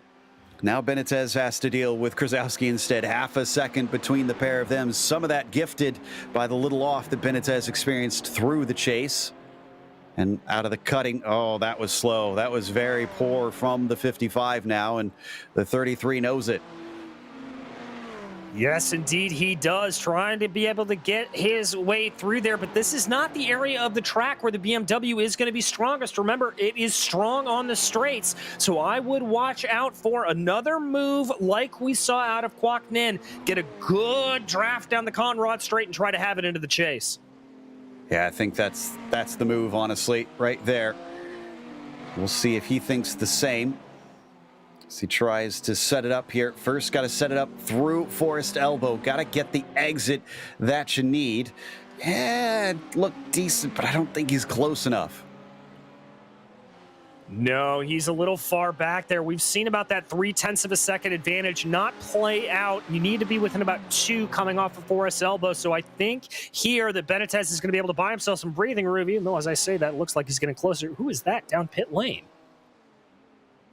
That's Cody Hatch, I think. Yeah, Cody Hatch. They're heading into pit lane. Wonder if he's just calling it a day or if he needs an extra stop because of his early incidents. This is really the only battle on the track, honestly, right now between Nin, Benitez, and Krasowski. Everybody else has spread apart from one another. And we're hearing that Hatch may have had to take a tow from the track. So I wonder if he had a problem out there. Double checking to see. Yes, he did. Coming out of Forest Elbow, I think. Oh, and this was a strange one. He like pulled off to the side. Not sure if we'll need a replay. Oh, okay, we're going to the replay. Yeah, he pulls off to the side almost like he either was going to give up, but then he didn't slow, or he had some sort of hardware issue. That's very strange indeed, Joe. Yeah, I've never really seen that before. It's almost like he was going to call it a day and then forgot to put the brake pedal on. Yeah. So unfortunately hit the wall. Thankfully, he didn't hit anybody. You could see it was very close with someone trying to fly through, but thankfully no contact there. Next time by is going to be the white flag, which is actually within a few seconds here because Elliott White is just out of the chase now. So here we go. One more lap, and Elliott White has got his first win of the season in his hands. This is a man that has won both on the PRL NASCAR Cup side and now here on the road side too. He is fast in just about anything you put him in. Yeah, it's really been fantastic over the past couple of seasons, Joe, to see some of the guys that we know a little bit more for the circle track driving, bringing their talents to the roadside. But this battle shaping up one. Benitez not letting Kwok Nin slip away. Got to take a wider line there, try to get some out of the chase, and that's a little bit of a wiggle. Here comes Krasowski. Krasowski ahead of Benitez. Now he's got to try and get Kwok Nin 6th place, every position valuable to limit the damage up to Fujita in 3rd position. I was going to say, I wondered if we were going to see Benitez give a little payback there on Kwok Nin and just give him a nudge. Well, it looked like he was certainly thinking about it, but I think Krasowski was just able to read the situation a little bit better and be able to dive that BMW down to the inside and get the crossover. Here we go. Kwok Nin. He's got the slipstream being given to Krasowski. He's going to defend as they hit the end of the mountain straight. And Krasowski won't have an opportunity that time. Now he's got to stay patient, most likely, all the way up over the hill. He's not going to be able to do it here, but again, he's just got to focus on nailing that exit out of Forest Elbow as best as possible. What? Is he going to go for the move? There he is! Nin back down, and Benitez looking for it as well. Side by side, up and over the crest. Can they keep this from wrecking on the final lap? And it looks like Benitez is able to get through. Never have I seen a move like that here at Bathurst. But up ahead, Elliott White now comes out of the chase and up to Murray's corner. The 27 will take victory in round 7 here today in the PRL GT3 Pro-Am Series. A commanding drive from Elliott White, being the master of the mountain here today. A whopping 11 seconds up the road from Dominic Olivier. That one little mistake out of Nin, I am just awestruck there from Krasowski managing to make that move. It's not done yet, mind you. Benitez still under threat from Kwok as they break into the chase, and he's showing his nose. This is a long way back. Can he get it stopped in time? He somehow does. They're going to be side by side, but Kwok Nin cannot hold on as they exit the corner. That was a valiant effort that did not come to be. Oh, he's going to try for another one. Almost gets into the back of him. He is antsy today, but Nin is going to have to settle for second in that AM race, as Benitez is going to be your winner here at Bathurst for the AMs. Wow, we got a good one there at the end for the AM race today, but that's going to take us to a break. We'll come back with the unofficial results as well as driver interviews, so stick around.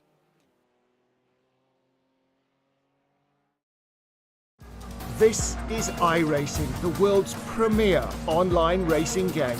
iRacing puts you in the driver's seat to experience today's newest form of competitive motorsport, virtual racing, all from your home PC. Race virtually in indoor series from NASCAR, IndyCar, IMSA, the World of Outlaws, Aussie Supercars and more. Take on legendary circuits like Daytona, Silverstone and the Nürburgring. Join iRacing's global online racing community and get on track today at iRacing.com.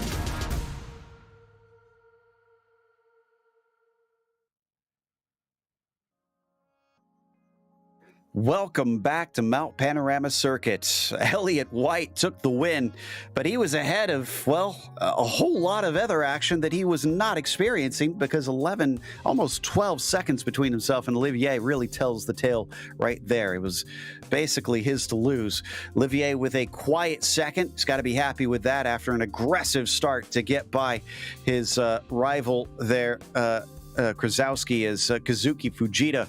Maybe it's not another win, but from 7th to 3rd, that's one to be proud of.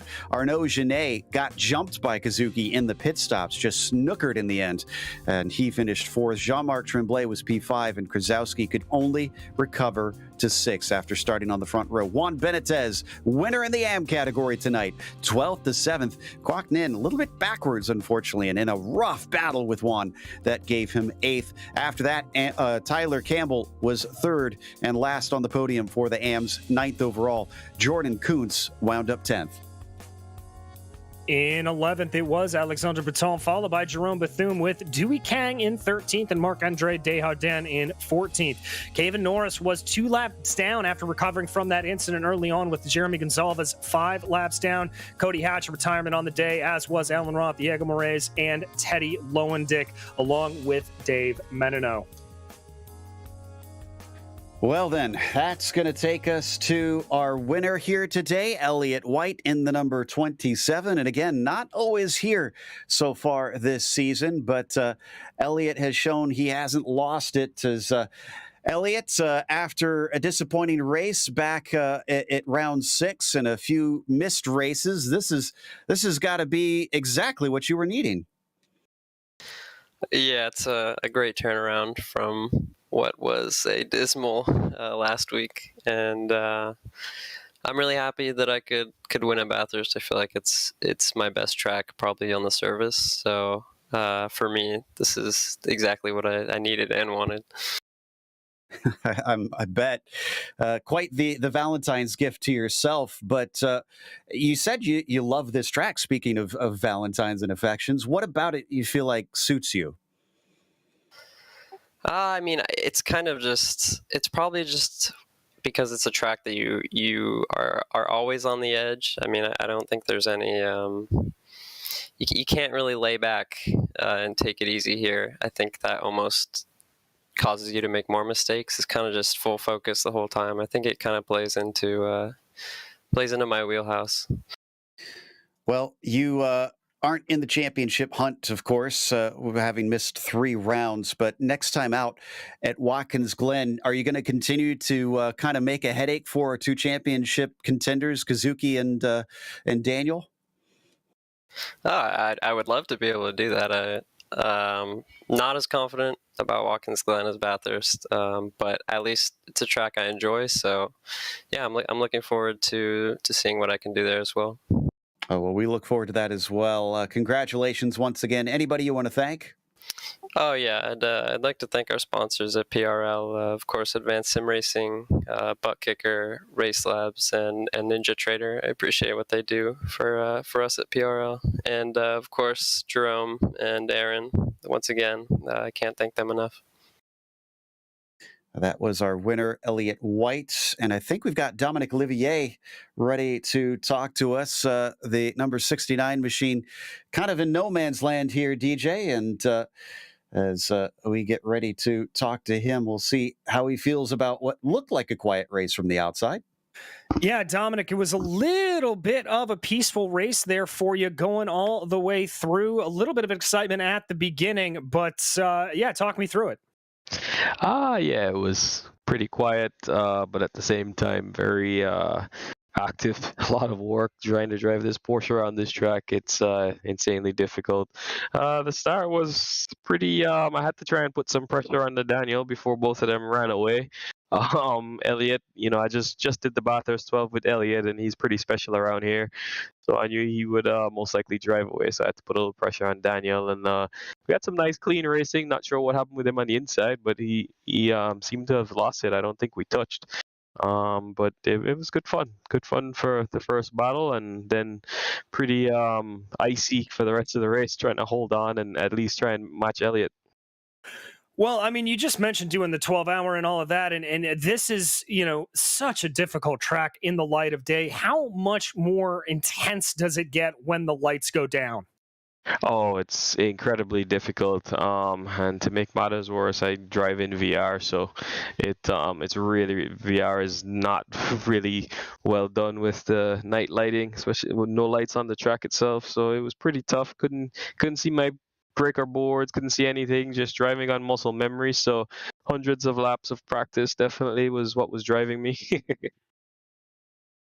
Well, good. I'm glad that you were able to get yourself around here. I know I can't even do it in the daytime, so more impressive to you. But we head to a daytime race, popping over to the States in Watkins Glen. How do you think that's going to go for you?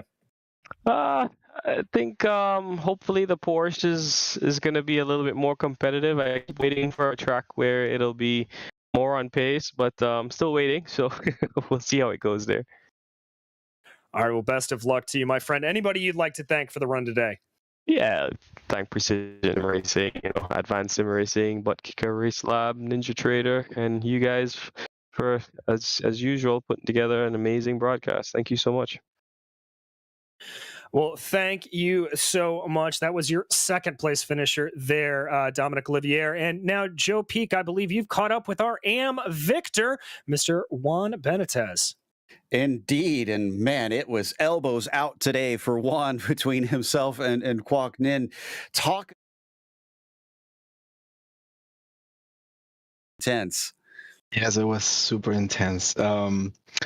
Yeah, I had damage. I don't know if you guys knew that. I hit Jeremy Gonsalves when I was heading into the pits, and then because of that, Quack, he closed up to me up to I think 3 seconds just on the pit. So yeah, I had damage again on the straight. I had no chance on defending him, and I just did what I could. We were actually just PMing each other, and he told me that on that last lap, actually Daniel took a peek on his inside, and that's why he had to take the outside line heading up to the mountain, and he lost traction there. And I was like, it's the last lap. I'm just gonna send it, right? And it was pretty hectic, but it was a good race. So I had yeah, a lot going on, but I'm happy for the results. Well, I can imagine so, especially with how tight it's been in that championship. Iago had a bad race today, which means you will be our points leader after this race. You keep downplaying it in the past, saying, Iago's very fast, he's hard to catch, but you've got 2 rounds to go. 2 rounds to go. Yeah, looking forward to the last 2. Imola is one of my. I think I have very good pace there.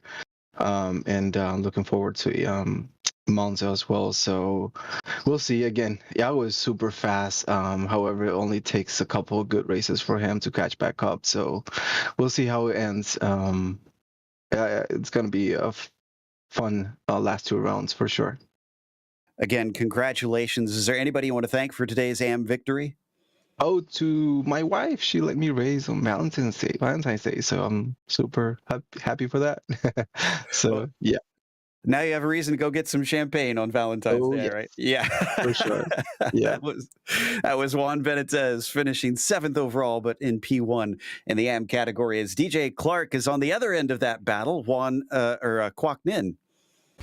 Indeed, Quack, a very fierce fought battle there for you all day long. Talk me through it.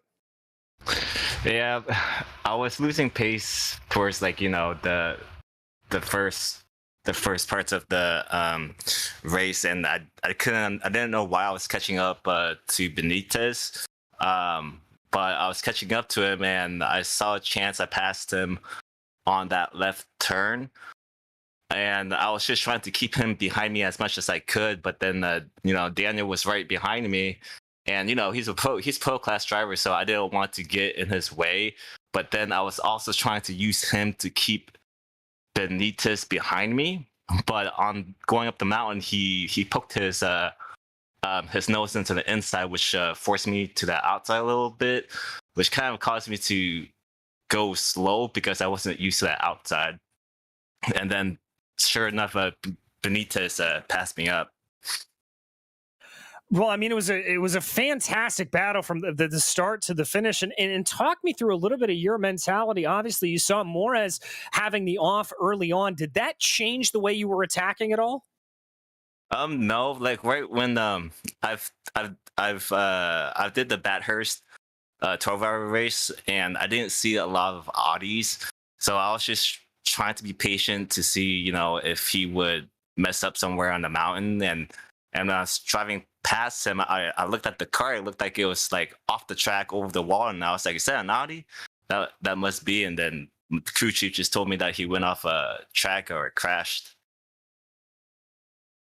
Well, we go to, I dare say, a little bit of an easier track to manage, especially for the BMW next time out in Watkins Glen. How do you think that's going to go?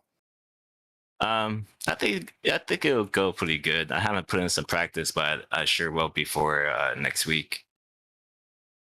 Well, we wish you all the best of luck out there, my friend. Anybody you'd like to thank for this second place in class today? I'd like to thank you guys, my team, my girlfriend for supporting me, and PRL for hosting the race. All right. Well, thank you so much. That was Quoc Ninh, your second place in AM finisher today. Joe?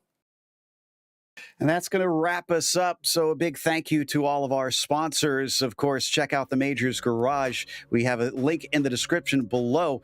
And if you use our special discount code MajorsGSRC, you'll even get 10% off on that. But also a big thank you to ASR. They design and build the sturdiest and most durable aluminum profile racing simulation cockpits available in the market today. Visit them at advancedsimracing.com. Also, RaceLab. It helps you to improve your driving skills. Start using it now for free at RaceLab.app, as well as ButtKicker. Feel what you've been missing at thebuttkicker.com. And finally, NinjaTrader. Visit NinjaTrader.com to get started with a risk-free trading simulator to start tracking your performance. Thanks to the companies that provide the software and hardware for our broadcast listed here on your screen, and additional thanks to June Lalonde, who provides our wonderful music. Check out her Bandcamp for more great work. Thanks to the team today, DJ Zach and Dougie. You can find more info about GSRC at GlobalSimRacingChannel.com or through our social media listed here. And please check out our merchandise store at gsrc.storenvy.com. There's a nice little link in the description below for that one too. Don't forget to subscribe to the YouTube channel so you don't miss a moment. And as we mentioned, next time, Monza and Watkins Glen. That'll be Monday, February 21st at 8:30 p.m. Eastern. We also have upcoming races for other series listed on the screen, so check those out and mark them down on your calendar. Hopefully you had a happy Valentine's Day today, but until next time, race clean, race hard, and we'll see you on the track.